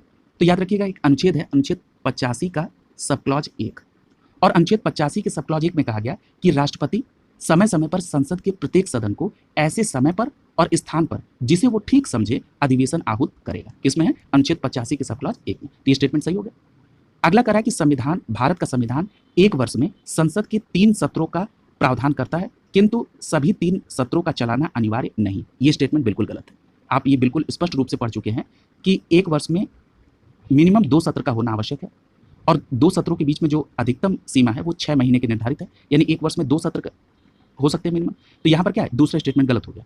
अगला कह रहा है कि एक वर्ष में दिनों का कोई न्यूनतम संख्या निर्धारित नहीं है जब संसद का चलना आवश्यक हो। तो यहाँ पर ये स्टेटमेंट बिल्कुल सही है कि यहाँ पर एक वर्ष में कोई दिनों की न्यूनतम संख्या निर्धारित नहीं है जब संसद चलना आवश्यक हो। क्लियर है? तो यहाँ पर पहला और तीसरा स्टेटमेंट आपका सही है। इसलिए प्रश्न संख्या 69 का सी विकल्प आपका आंसर हो जाएगा। क्लियर हो गया? आईएएस के प्रीलिम्स में है और यहाँ से सीधे सीधे कई बार प्रश्न पीसीएस या आरओ एआरओ या बीईओ जैसे एग्जाम में पूछे जा चुके हैं और कई बार एक दिवसीय परीक्षाओं में भी इस तरह के प्रश्न पूछ लिए जाते हैं। अगला है प्रश्न संख्या 70। यहाँ पर भी आपको स्टेटमेंट टाइप के प्रश्न है और इसमें सही स्टेटमेंट का चयन करना है। पहला लिखा है कि पहली लोकसभा में विपक्ष में सबसे बड़ा राजनीतिक दल स्वतंत्र पार्टी थी। ये स्टेटमेंट गलत है। अब गलत क्यों है? याद रखिएगा, जो पहली लोकसभा थी उसमें मैंने आपको बताया है कि टोटल जो सीटों पर इलेक्शन हुआ था वो हुआ था 489। कितने पर हुआ था? 489 पर इलेक्शन हुआ था और इसमें सबसे ज़्यादा सीटें जीती थी भारतीय राष्ट्रीय कांग्रेस ने और उसके बाद दूसरे नंबर पर थी भारतीय कम्युनिस्ट पार्टी यानी कम्युनिस्ट पार्टी ऑफ इंडिया, जिसको आप सीपीआई के नाम से जानते हैं। क्लियर है? ये दूसरे नंबर पे थी। क्लियर है? तो यहाँ पर आप इस बात को ध्यान रखें। इस आधार पर पहला स्टेटमेंट आपका गलत हो गया। दूसरा कह रहा है कि लोकसभा में नेता प्रतिपक्ष को सर्वप्रथम 1969 में मान्यता दी गई थी। नेता प्रतिपक्ष को, ये स्टेटमेंट बिल्कुल सही है। क्लियर है? यानी अगर ये पूछा जाए कि सबसे पहले लोकसभा में नेता प्रतिपक्ष की मान्यता कब मिली, तो 1969 में, याद रखेंगे। और उस समय कौन नेता प्रतिपक्ष बना था, तो उनका नाम भी याद रखिएगा, राम सुभग सिंह। क्या नाम है? राम सुभग सिंह। क्लियर है? अगला है तीसरा स्टेटमेंट है, लिखा हुआ है कि लोकसभा में यदि किसी दल के न्यूनतम 75 सदस्य न हो तो उसके नेता को नेता प्रतिपक्ष के रूप में मान्यता नहीं मिलती है। तो आप देख रहे हैं ये स्टेटमेंट भी गलत है, क्योंकि आप ये पढ़ चुके हैं। आप ये पढ़ चुके हैं कि अगर लोकसभा में किसी भी दल के नेता को नेता प्रतिपक्ष की मान्यता प्राप्त करनी है तो उस दल को लोकसभा में कुल सदस्य संख्या का 10% सांसद होना आवश्यक है। पढ़ चुके हैं आप? तो इस आधार पर ये तीसरा स्टेटमेंट गलत हो गया। तो यहाँ पर प्रश्न संख्या 70 में केवल दूसरा स्टेटमेंट सही था। इस आधार पर बी विकल्प आपका आंसर हो जाएगा। क्लियर है? अगला देखिए, प्रश्न संख्या 71। पूछा जा रहा है कि भारत की संचित निधि पर निम्नलिखित में से कौन सा व्यय लगाया जाता है। संचित निधि की बात हो रही है। सबसे पहला लिखा हुआ है कि लोकसभा के चेयरमैन के भत्ते। तो ये बात बिल्कुल सही है कि लोकसभा के जो चेयरमैन हैं इनके भत्ते भारत की संचित निधि पर भारित होते हैं। क्लियर है? फिर हम बात कर लें लोक ऋण वृद्धि और सेवा और ऋण मुक्त से संबंधित खर्च की। तो याद रखिएगा, लोक ऋण वृद्धि, सेवा एवं ऋण मुक्त से संबंधित खर्च भी भारत की संचित निधि पर भारित होते हैं। अगला दिया है कि उच्च न्यायालय के जजों के पेंशन की बात हो रही है। तो याद रखिएगा, ये भी भारत की संचित निधि पर भारित होते हैं। अगला लिखा है कि किसी भी न्यायालय का जो विवाचन के पुरस्कार के भुगतान के लिए जो धन आवश्यक होता है, ये कहाँ से भारित होता है, तो ये भी भारत की संचित निधि पर भारित होता है। यानी यहाँ पर जो चारों स्टेटमेंट हैं, ये चारों स्टेटमेंट भारत की संचित निधि पर भारित होते हैं। और अगर ये पूछ लिया जाता कि संविधान की किस अनुच्छेद के तहत संचित निधि पर भारित व्यय का प्रावधान है, तो याद रखिएगा अनुच्छेद 112 के सब क्लॉज 2 में। किसमें है? अनुच्छेद 112 के सब क्लॉज 3 में। किसमें? अनुच्छेद 112 के सब क्लॉज 3 में। और अनुच्छेद 112 में है क्या, तो आपको मैंने बताया था कि अनुच्छेद 112 में वार्षिक वित्तीय विवरण, क्या है? वार्षिक वित्तीय विवरण। और उसी अनुच्छेद 112 के सब क्लॉज 3 में ये भारत की संचित निधि पर भारित व्यय के बारे में दिया गया है। क्लियर है? आइए आगे देखते हैं। यहाँ पर एक स्टेटमेंट और है, लिखा है कि भारत के कंट्रोलर और ऑडिटर जनरल के ऑफिस के प्रशासनिक खर्चे। तो याद रखिएगा, ये खर्चे भी भारत की संचित निधि पर भारित होते हैं। यानी यहाँ पर आपका डी विकल्प सही हो जाएगा। ये पांचों स्टेटमेंट जो हैं बिल्कुल सही है और ये अनुच्छेद 112 के सब क्लॉज 3 के तहत संचित निधि पर भारित होने वाले व्यय हैं। क्लियर है? अगला देखिए, प्रश्न संख्या 72। प्रश्न संख्या 72 में पूछा जा रहा है कि स्पीकर के पद के विषय में निम्नलिखित कथनों में से कौन सा कथन सही है। क्लियर है? तो यहाँ पर आपको सही कथन को फाइंड आउट करना है। पहला लिखा है कि वह राष्ट्रपति के प्रसाद पर्यंत पद धारण करता है। तो ये स्टेटमेंट गलत हो जाएगा, क्योंकि आप सभी को पता है कि अगर लोकसभा स्पीकर को हटाना है तो वहाँ पर लोकसभा में अगर ये बहुमत से पारित हो जाए तो स्पीकर महोदय पद से हट जाते हैं। बी में लिखा है कि यह आवश्यक नहीं है कि अपने निर्वाचन के समय वह सदन का सदस्य हो, परंतु उसे अपने निर्वाचन के बाद 6 माह के भीतर सदस्य होना जाना पड़ेगा। ये भी स्टेटमेंट गलत, क्योंकि आप ये पढ़ चुके हैं कि ये प्रावधान है कि जो लोकसभा के सदस्य हैं इनमें से 2 सदस्यों को लोकसभा अध्यक्ष और उपाध्यक्ष चुना जाएगा। क्लियर है? तो ये भी यहाँ पर स्टेटमेंट गलत हो गया और ये प्रावधान किसके तहत है? अनुच्छेद 93 के तहत। क्लियर है? अगला कह रहा है कि यदि सामान्य अवधि से पूर्व संसद को भंग कर दिया जाए तो उसे अपना पद छोड़ना होगा। ये स्टेटमेंट भी गलत है। क्यों? क्योंकि आप ये पढ़ चुके हैं कि अगर लोकसभा का विघटन हो जाए तब भी लोकसभा अध्यक्ष अपने पद पर बने रहेंगे। तो ये भी स्टेटमेंट गलत है। अगला कह रहा है कि यदि वह त्यागपत्र देना चाहे तो अपना त्यागपत्र उपाध्यक्ष को संबोधित करके देता है। तो ये स्टेटमेंट यहाँ पर बिल्कुल सही है। क्लियर है? तो यहाँ पर आप देख रहे हैं कि डी विकल्प आपका आंसर हो जाएगा कि यदि वो अपना त्यागपत्र देना चाहता है तो वो उपाध्यक्ष को संबोधित करके देगा, और अगर लोकसभा के उपाध्यक्ष को अपना त्यागपत्र देना है तो वो अध्यक्ष को संबोधित करके देगा। और ये प्रावधान किसमें किया गया है? तो ये प्रावधान अनुच्छेद 94 के ख में किया गया। किसमें? अनुच्छेद 94 के ख में इस बात का प्रावधान किया गया। क्लियर है? अगला देखिए, प्रश्न संख्या 73। प्रश्न संख्या 73 में कहा जा रहा है कि संविधान के किस अनुच्छेद में कहा गया कि अध्यक्ष के पास निर्णायक मत होगा जिसका प्रयोग वो मतों की संख्या बराबर होने की स्थिति में कर सकेंगे। तो देखिए यहाँ पर आपका जो सही जवाब होगा वो होगा विकल्प ए। इस पे चर्चा हो चुकी है। अनुच्छेद 100 के सब क्लॉज 1 में इस बात की व्यवस्था है कि स्पीकर महोदय यानी अध्यक्ष महोदय को कास्टिंग वोट देने का अधिकार होगा। कास्टिंग वोट का मतलब जब दोनों सत्ता और विपक्ष दोनों के वोट बराबर हो जाए, टाई हो जाए, ऐसी स्थिति में निर्णायक वोट अनुच्छेद 100 के सब क्लॉज 1 के तहत लोकसभा अध्यक्ष महोदय देंगे। क्लियर है? आइए अगले प्रश्न को देखते हैं। प्रश्न संख्या 74 पूछा जा रहा है कि लोकसभा के संदर्भ में सदन के नेता का अर्थ क्या है। तो देखिए सदन का नेता का अर्थ होता है कि लोकसभा में सदन के नेता प्रधानमंत्री या प्रधानमंत्री द्वारा नामित मंत्री होंगे। डी विकल्प यहां पर सही हो जाएगा। देखिए अगर प्रधानमंत्री लोकसभा के सदस्य हैं तब तो वो नेता के सदन होंगे, सदन के नेता होंगे। अगर मान लीजिए कि जो प्रधानमंत्री हैं वो राज्यसभा के सदस्य हैं तब प्रधानमंत्री द्वारा नामित मंत्री जो होगा वो सदन के नेता के तौर पर कार्य करेगा। स्पष्ट हो गया? यानी प्रश्न संख्या 74 का डी विकल्प यहां पर सही हो जाएगा। अगला देखिए प्रश्न संख्या 75 पूछा जा रहा है कि निम्नलिखित में से कौन सा स्टेटमेंट सही नहीं है। राज्यसभा के लिए जो निर्वाचन के लिए जो न्यूनतम आयु वो कितनी है, तो वो 30 वर्ष है। पहला स्टेटमेंट सही है। दूसरा कह रहा है कि लोकसभा के निर्वाचन के लिए न्यूनतम आयु 25 वर्ष, ये भी सही है। अगला लिखा है कि राज्य की विधानसभा के लिए निर्वाचन की आयु 21 वर्ष, ये यहां पर गलत है। क्लियर है? तो याद रखिएगा अगर राज्य की विधानसभा के निर्वाचन की बात करें तो राज्य की विधानसभा के लिए निर्वाचन के लिए 25 वर्ष आयु होनी चाहिए। क्लियर है? न्यूनतम कितनी? 25 वर्ष। और अगर यही विधान परिषद पूछता तब 30 वर्ष होती। क्लियर है? स्पष्ट हो गया? और अगर ये पूछा जाए कि ये जो न्यूनतम आयु है राज्य की विधानसभा के लिए ये किस अनुच्छेद में है, तो याद रखिएगा अनुच्छेद 173 के ख में। किसमें? अनुच्छेद 173 के ख में। और अगर ये पूछ लिया जाए कि अभी जो आपने लोकसभा और राज्यसभा के लिए न्यूनतम आयु की चर्चा की ये किस अनुच्छेद में, तो ये मैं बता चुका हूं अनुच्छेद 84 के ख में। किसमें? अनुच्छेद 84 के ख में। तो यहां पर आपका प्रश्न संख्या 75 का सी विकल्प सही हो जाएगा। ये यहां पर 21 वर्ष नहीं 25 वर्ष होना चाहिए। और अगर ग्राम पंचायत का चुनाव लड़ना है तो मतदान के लिए पात्र व्यक्ति की आयु 18 वर्ष पूरी होनी चाहिए। ये बिल्कुल सही है। क्लियर है? अगला देखिए प्रश्न संख्या 76 पूछा जा रहा है कि निम्नलिखित में से कौन सा कथन लोकसभा चुनाव के बारे में सही है। तो देखिए लोकसभा चुनाव के बारे में पूछा जा रहा है।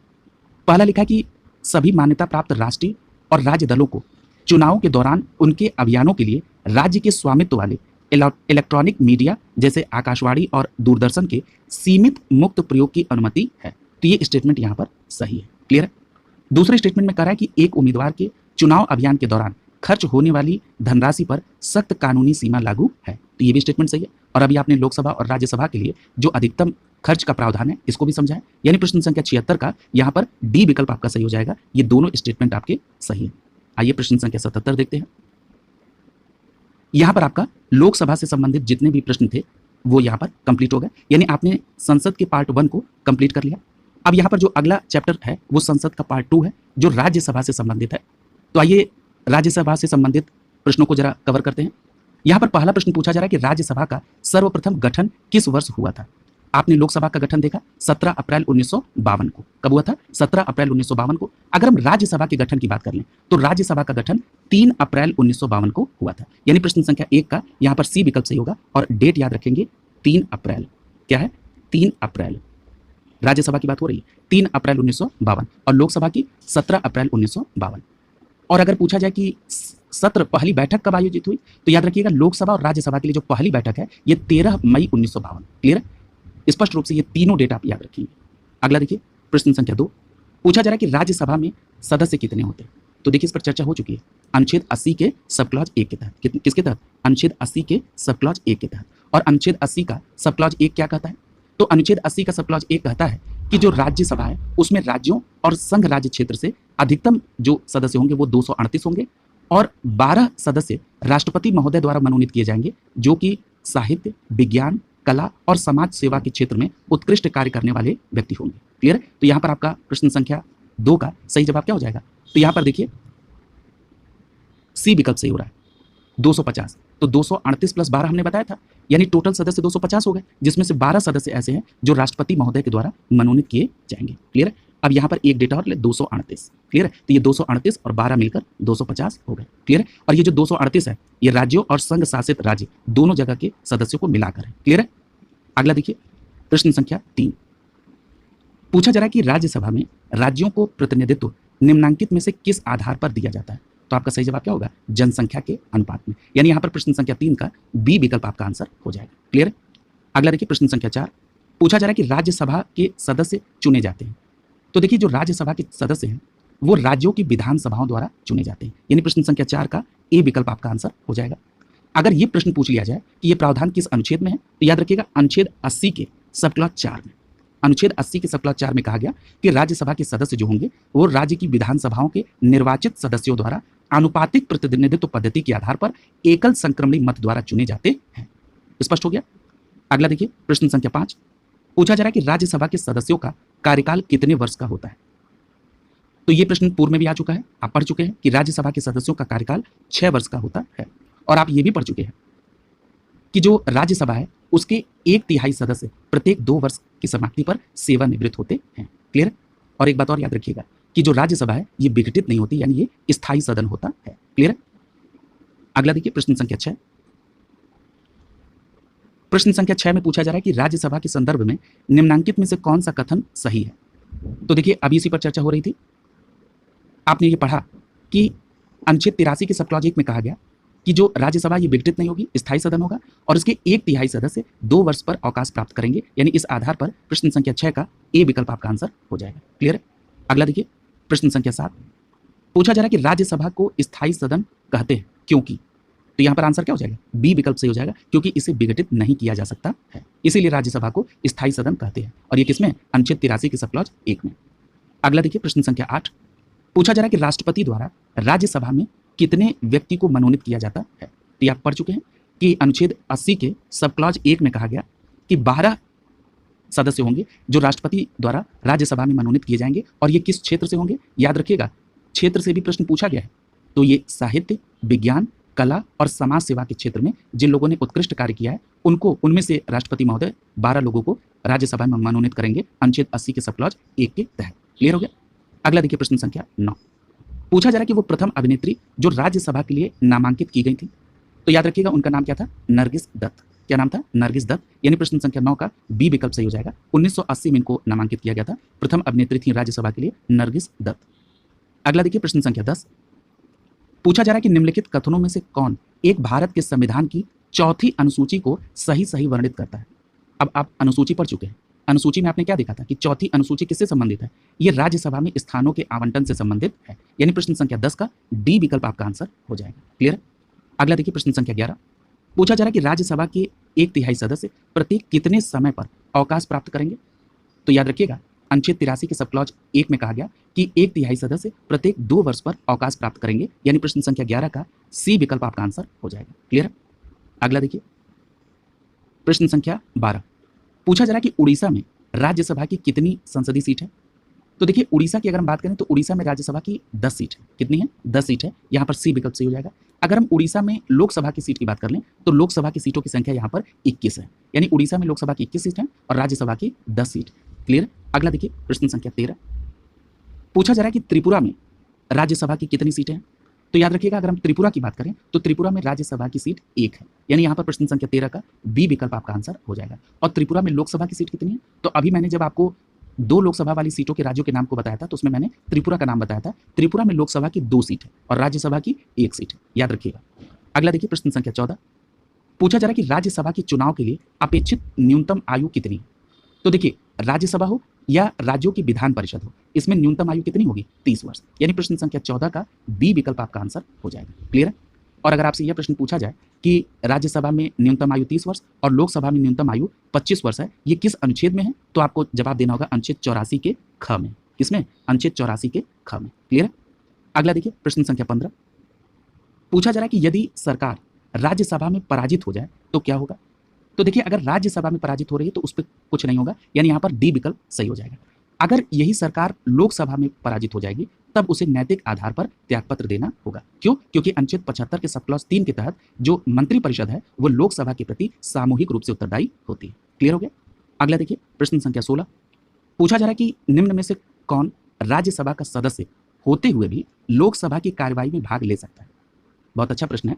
और अगर आपने कभी कार्यवाही देखी हो संसद की तो आप ये देखते हैं कि जो मंत्री होते हैं वो अगर राज्यसभा के सदस्य हैं फिर भी वो लोकसभा में बैठते हैं। जैसे आप पीयूष गोयल को देख लीजिए, एस जयशंकर प्रसाद को देख लीजिए, अश्विनी वैष्णव जी को देख लीजिए। क्लियर है। तो यहाँ पर देखिए प्रश्न संख्या 16 का जो सी विकल्प है ये आपका आंसर हो जाएगा। क्लियर है। तो कुछ बातें आप व्यवहारिक तौर पर भी समझ सकते हैं। क्लियर है। और ज़्यादातर मैं भी ये प्रयास करता हूँ कि जो भी एग्जाम्पल दिए जाए या जहाँ पर भी कोरिलेट किया जाए वो आपके व्यवहारिक संदर्भ से अगर हो तो वो काफ़ी आसान होता है। अगला देखिए प्रश्न संख्या 17, प्रश्न संख्या 17 में पूछा जा रहा है कि राज्यसभा द्वारा लोकसभा को धन विधेयक कितने समय में लौटा दिए जाने चाहिए। तो आपका सही जवाब क्या होगा? विकल्प सी 14 दिन में। अब ये प्रश्न उठता है, ये प्रावधान कहां पर है? तो ये प्रावधान अनुच्छेद 109 में है। अनुच्छेद 109 क्या है? अनुच्छेद 109 धन विधेयक के संदर्भ में विशेष प्रक्रिया है और इसमें कहा गया कि लोकसभा द्वारा पारित किए गए किसी धन विधेयक को राज्यसभा द्वारा अधिकतम 14 दिन के अंदर अपनी सिफारिश सहित लौटा देना चाहिए। क्लियर है? तो यहाँ पर प्रश्न संख्या 17 का सी विकल्प आपका आंसर हो जाएगा। अगला देखिए प्रश्न संख्या 18, पूछा जा रहा है कि निम्नलिखित में से किस विधेयक को संसद के प्रत्येक सदन द्वारा अलग अलग विशिष्ट बहुमत से पारित होना चाहिए। तो आपका सही जवाब क्या होगा? जो संविधान संशोधन विधेयक है, यानी जो डी विकल्प यहाँ है वो सही हो जाएगा। संविधान संशोधन विधेयक जो है इसको संसद के प्रत्येक सदन द्वारा अलग अलग विशिष्ट बहुमत से पारित होना चाहिए। क्लियर है? अब यहाँ पर एक बात और ध्यान रखिएगा कि ये जो संविधान संशोधन विधेयक होता है इस पर संयुक्त बैठक बुलाने का कोई प्रावधान नहीं है। जो संयुक्त बैठक आहूत की जाती है राष्ट्रपति द्वारा अनुच्छेद 108 के तहत, वो सामान्य विधेयक पर अगर कोई मतभेद है तो उसके लिए वो संयुक्त बैठक होती है। धन विधेयक के संदर्भ में संयुक्त बैठक नहीं होगी। क्लियर है? अब यहाँ पर याद रखिएगा संविधान संशोधन के लिए भी संयुक्त बैठक नहीं होगी। क्लियर है? तो यहाँ पर स्पष्ट रूप से इस बात को आप ध्यान में रखेंगे। और एक बात और याद रखिए कि ये प्रावधान किस अनुच्छेद में है कि संविधान संशोधन विधेयक पर प्रत्येक सदन को अलग अलग विशिष्ट बहुमत से पारित होना चाहिए। तो याद रखिएगा ये अनुच्छेद 368 के सब क्लॉज 2 में इस बात का प्रावधान किया गया है। क्लियर है? आप सभी जानते हैं कि अनुच्छेद 368 जो है ये संविधान संशोधन से संबंधित है। अगला देखिए प्रश्न संख्या 19, पूछा जा रहा है कि जब संसद के दोनों सदनों में किसी साधारण विधेयक में मतभेद हो तो इस गतिरोध को किसके द्वारा सुलझाया जाता है? अभी चर्चा हुई है, तो किसके द्वारा सुलझाया जाता है? दोनों सदनों की संयुक्त बैठक के द्वारा। किस अनुच्छेद के तहत? अनुच्छेद 108 के तहत। और इस बैठक को आहूत करते हैं राष्ट्रपति महोदय और इसकी अध्यक्षता करते हैं लोकसभा अध्यक्ष। क्लियर हो गया? अगला देखिए,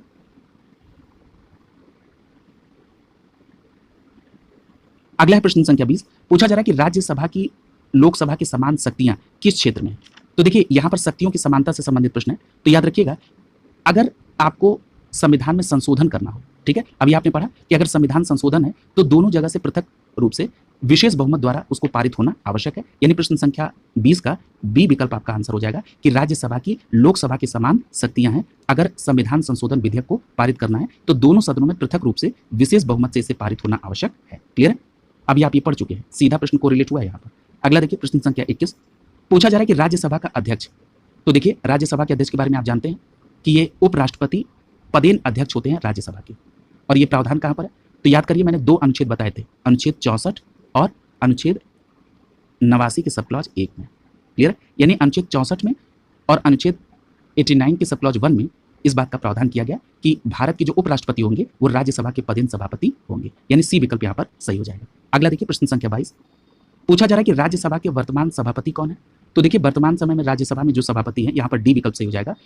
ये जगदीप धनखड़ साहब है। कौन है? जगदीप धनखड़, यही वर्तमान में उपराष्ट्रपति हैं। क्लियर हो गया? अगला देखिए प्रश्न संख्या 23, पूछा जा रहा है कि किस सभा का अध्यक्ष उसका सदस्य नहीं होता है?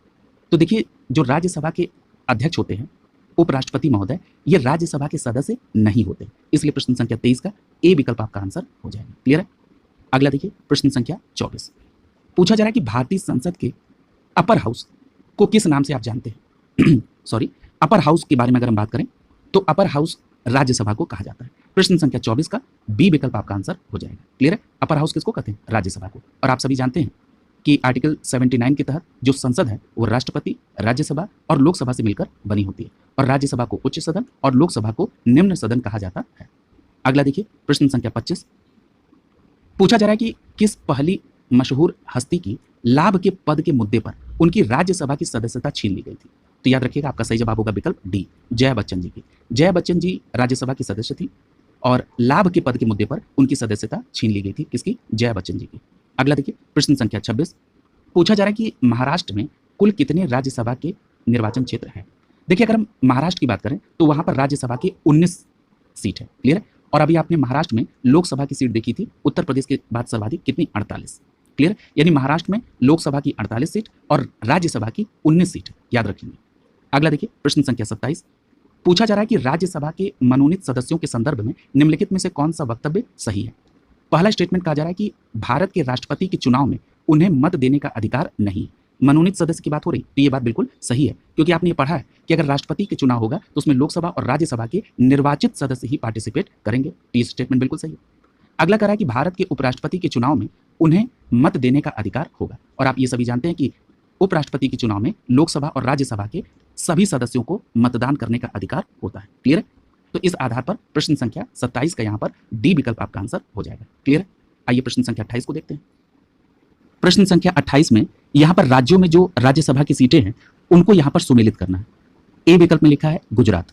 आप सभी को पता है कि गुजरात में राज्यसभा की सीटों की संख्या 11 है, इसलिए ए को आप दूसरे के साथ कोरिलेट करेंगे। कर्नाटक में राज्यसभा की सीटों की संख्या 12 है, इसलिए आप बी को तीसरे के साथ कोरिलेट करेंगे। केरल में राज्यसभा की सीटों की संख्या 9 है, इसलिए केरल को आप पहले के साथ सुमेलित करेंगे। और उड़ीसा में राज्यसभा की सीटों की संख्या 10 है, इसलिए आप डी को चौथे के साथ कोरिलेट करेंगे। और इस प्रकार जो सही कूट बन रहा है वो बन रहा है 2 3 1 4 का।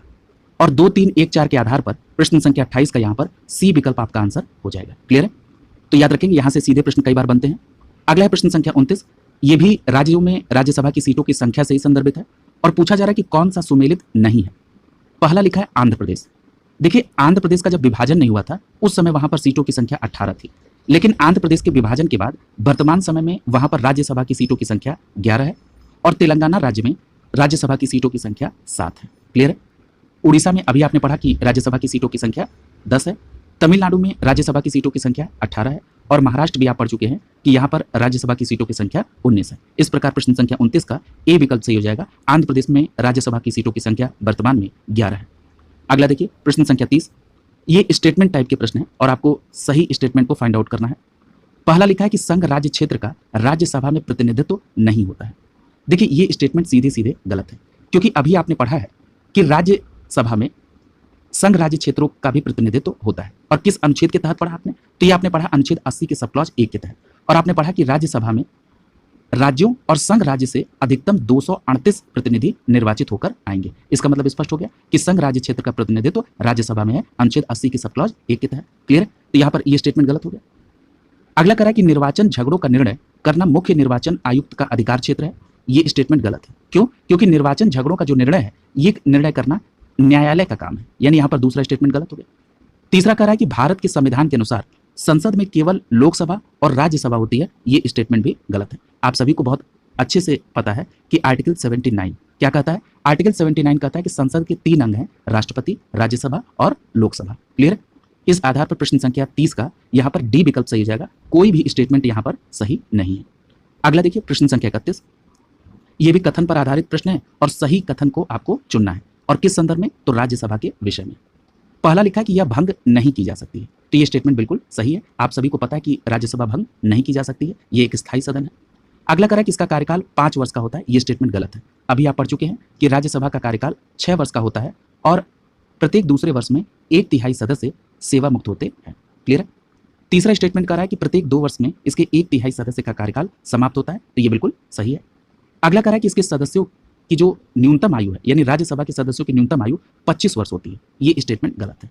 आप सभी को पता है कि राज्यसभा के जो सदस्यों की न्यूनतम आयु वो 30 वर्ष होती है और राज्यसभा के साथ साथ विधान परिषद के भी सदस्यों की न्यूनतम आयु 30 वर्ष होती है। ये सभी बातें आप पहले से जानते हैं। अगर ये पूछा जाए कि ये किस अनुच्छेद में है तो याद रखिएगा अनुच्छेद 84 के ख में इस बात का उल्लेख किया गया है। क्लियर है? तो इस आधार पर यहाँ पर पहला और तीसरा स्टेटमेंट सही है। प्रश्न संख्या 31 का यहाँ पर सी विकल्प आपका आंसर हो जाए। क्लियर है? अगला देखिए प्रश्न संख्या 32। पूछा जा रहा है कि निम्नलिखित में से किसके संदर्भ में राज्यसभा का अनन्य अधिकार है। राज्यसभा का अनन्य अधिकार का मतलब क्या है? अनन्य अधिकार का मतलब कि जहां पर राज्यसभा की ही प्रमुखता रहेगी, यानी राज्यसभा के पास ही उस संदर्भ में मेन पावर है। तो इसमें कौन सा सही होगा? सी विकल्प सही हो जाएगा। एक अखिल भारतीय सेवा का अगर सृजन करना हो तो इसकी संस्तुति राज्यसभा के द्वारा ही की जाती है। अब ये प्रश्न उठता है कि ये किस अनुच्छेद में है, तो याद रखिएगा अनुच्छेद 312। कौन सा अनुच्छेद है? अनुच्छेद 312। इसमें नई अखिल भारतीय सेवा के सृजन के बारे में राज्यसभा के लिए अनन्य पावर है और कहा गया कि राज्यसभा अखिल भारतीय सेवाओं के लिए यदि उपस्थित और मत देने वाले 2/3 सदस्यों से संकल्प पारित कर दे तो संसद ऐसी सेवा या सेवाओं का स्थापना कर सकेगी। क्लियर है? किसमें? अनुच्छेद 312 में। क्लियर है? 2/3 बहुमत से राज्यसभा को संकल्प पारित करना होगा। क्लियर है? तो एक ही प्रश्न में आपने इन सारे एस्पेक्ट्स को कोरिलेट कर लिया। सी विकल्प यहाँ पर सही होगा। अगला है प्रश्न संख्या 33। पूछा जा रहा है कि निम्नलिखित में से कौन सा विधेयक राज्यसभा में पहले प्रस्तुत नहीं किया जा सकता है। तो अभी आपने पढ़ा है कि जो धन विधेयक है ये पहले राज्यसभा में प्रस्तुत नहीं किया जा सकता है। इस संदर्भ में आपको अनुच्छेद 109 का सब क्लॉज 1 याद रखना होगा। अगर ये पूछा जाए कि अनुच्छेद 109 किससे संबंधित है, तो मैं बता चुका हूं कि अनुच्छेद 109 धन विधेयक के संदर्भ में विशेष प्रक्रिया से संबंधित है और इसी अनुच्छेद 109 के सब क्लॉज 1 में कहा गया कि धन विधेयक सर्वप्रथम केवल लोकसभा में प्रस्तुत किया जाएगा। क्लियर है? तो यहाँ पर प्रश्न संख्या 33 का ए विकल्प सही हो जाएगा, इसे राज्यसभा में पहले प्रस्तुत नहीं किया जाएगा। अगला देखिए प्रश्न संख्या 34। पहला स्टेटमेंट लिखा हुआ है कि राज्यसभा में धन विधेयक को या तो अस्वीकार करने या संशोधित करने की कोई शक्ति निहित नहीं होती। ये स्टेटमेंट बिल्कुल सही है। आपने धन विधेयक के संदर्भ में ये पढ़ा है कि इसे अनुच्छेद 109 के सब क्लॉज 1 के तहत सर्वप्रथम केवल लोकसभा में प्रस्तुत किया जाएगा और राज्यसभा इस पर अगर किसी भी प्रकार का कोई संशोधन या कोई विचार देती है तो उसको मानना या न मानना ये लोकसभा के ऊपर डिपेंड करता है, ये राज्यसभा का कोई शक्ति या पावर नहीं है। दूसरे स्टेटमेंट में कहा जा रहा है कि राज्यसभा अनुदान मांगों पर मतदान नहीं कर सकती, ये भी स्टेटमेंट सही है। इसके लिए आपको एक आर्टिकल याद रखना होगा, आर्टिकल 113 का सब क्लॉज 2, यानी अनुच्छेद 113 के सब क्लॉज 2 में कहा गया कि जो अनुदान मांगे हैं वो लोकसभा में रखी जाएंगी और उसे ही उस पर मतदान करने का अधिकार होगा। यानी अनुदान मांगे लोकसभा में रखी जाएंगी और लोकसभा को ही उस पर मतदान करने का अधिकार होगा। ये किसमें? अनुच्छेद 113 के सब क्लॉज 2 में। क्लियर है? अगला देखिए, तीसरे स्टेटमेंट में कहा जा रहा है कि राज्यसभा में वार्षिक वित्तीय विवरण पर चर्चा नहीं हो सकती। अब ये बताइए कि ये जो वार्षिक वित्तीय विवरण है ये किसमें है?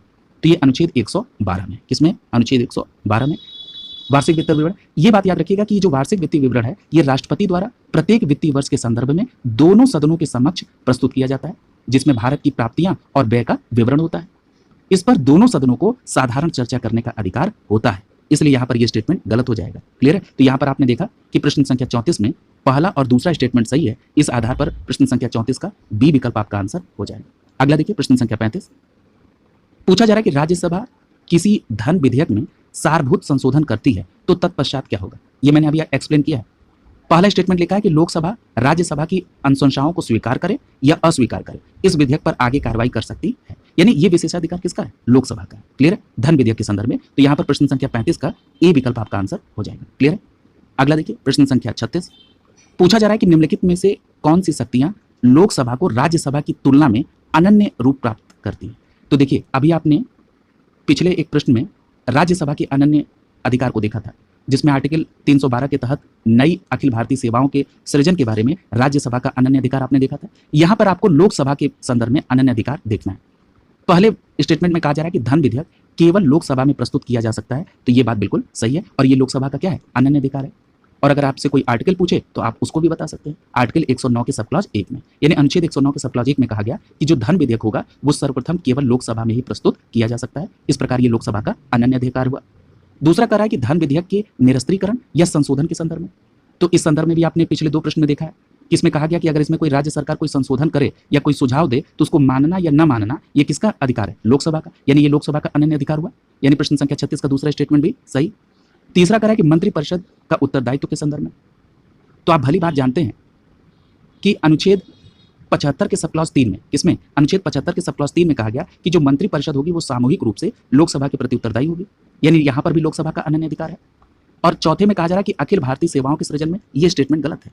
ये जो अखिल भारतीय सेवाओं का सृजन है इसके संदर्भ में राज्यसभा का अनन्य अधिकार है आर्टिकल 312 के तहत। क्लियर है? तो यहाँ पर प्रश्न संख्या 36 का पहला, दूसरा और तीसरा स्टेटमेंट सही है, इसलिए यहाँ पर बी विकल्प आपका आंसर हो जाएगा। आइए प्रश्न संख्या 37 को देखते हैं।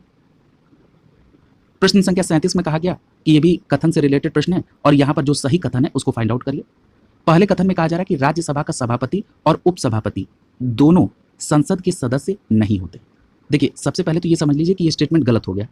अब यहाँ पे रटना तो है नहीं, तो नहीं रटना है तो जरा कॉन्सेप्ट समझ लीजिए तर्क सहित। देखिए अगर हम सभापति की पहले बात कर लें तो जो सभापति हैं, ये तो बात सही है कि सभापति राज्यसभा के सदस्य नहीं होते। क्यों? क्योंकि राज्यसभा के जो सभापति होते हैं वो उपराष्ट्रपति होते हैं। क्लियर है? तो ये तो सही है कि ये संसद के सदस्य नहीं होते। लेकिन अगर हम उपसभापति की बात करें तो उपसभापति के संदर्भ में आपको ध्यान रखना है कि जो उपसभापति होती है वो राज्यसभा के ही किसी एक सदस्य को उपसभापति बनाया जाता है। क्लियर है? तो ये व्यवस्था किस अनुच्छेद में है? तो इसके संदर्भ में, उपसभापति के संदर्भ में आर्टिकल 89 का सब क्लॉज 2 आपको ध्यान में रखना होगा। आर्टिकल 89 का सब क्लॉज 2 क्या कहता है कि राज्यसभा का जो उपसभापति होगा वो सदस्यों में से ही चुना जाएगा। क्लियर है? तो ये बात क्लियर हो गई, इसलिए यहाँ पर पहला स्टेटमेंट गलत हो गया।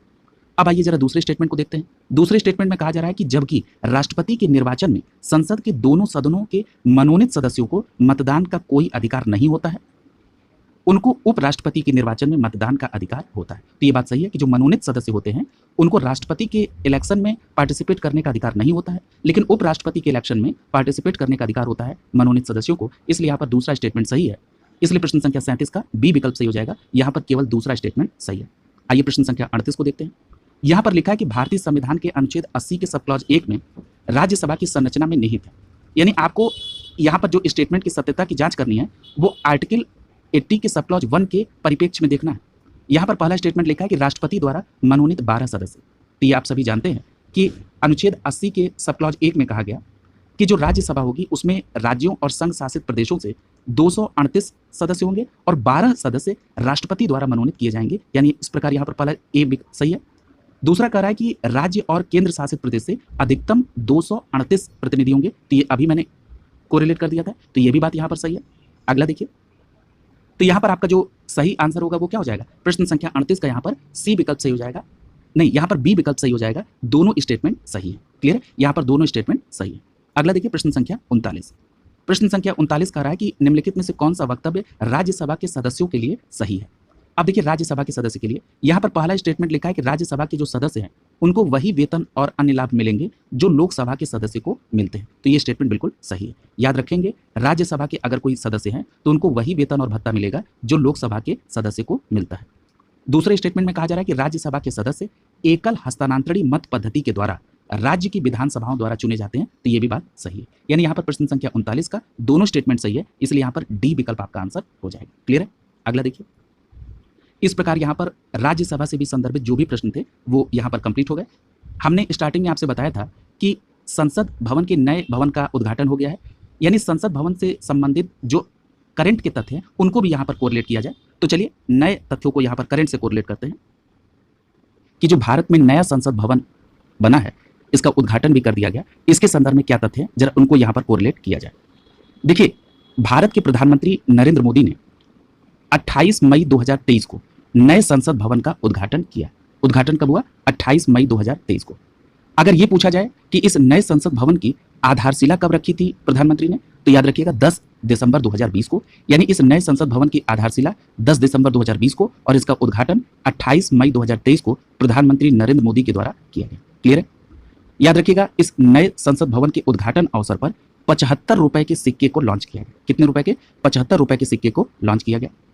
अगला देखिए, अगला है कि भारत की जो सेंट्रल विस्टा पुनर्विकास परियोजना है इसी के हिस्से के रूप में नई दिल्ली में नए संसद भवन का निर्माण किया गया। यानी नई दिल्ली में जो नया संसद भवन बना वो किस परियोजना के हिस्से के रूप में है? तो भारत की सेंट्रल विस्टा पुनर्विकास परियोजना के हिस्से के रूप में। क्लियर है, अगला जो महत्वपूर्ण प्रश्न है और कई बार पूछा भी जा चुका है कि जो इसके आर्किटेक्ट हैं जिन्होंने इसको डिजाइन किया नए संसद भवन को, ये कौन है? तो याद रखिएगा उनका नाम विमल पटेल।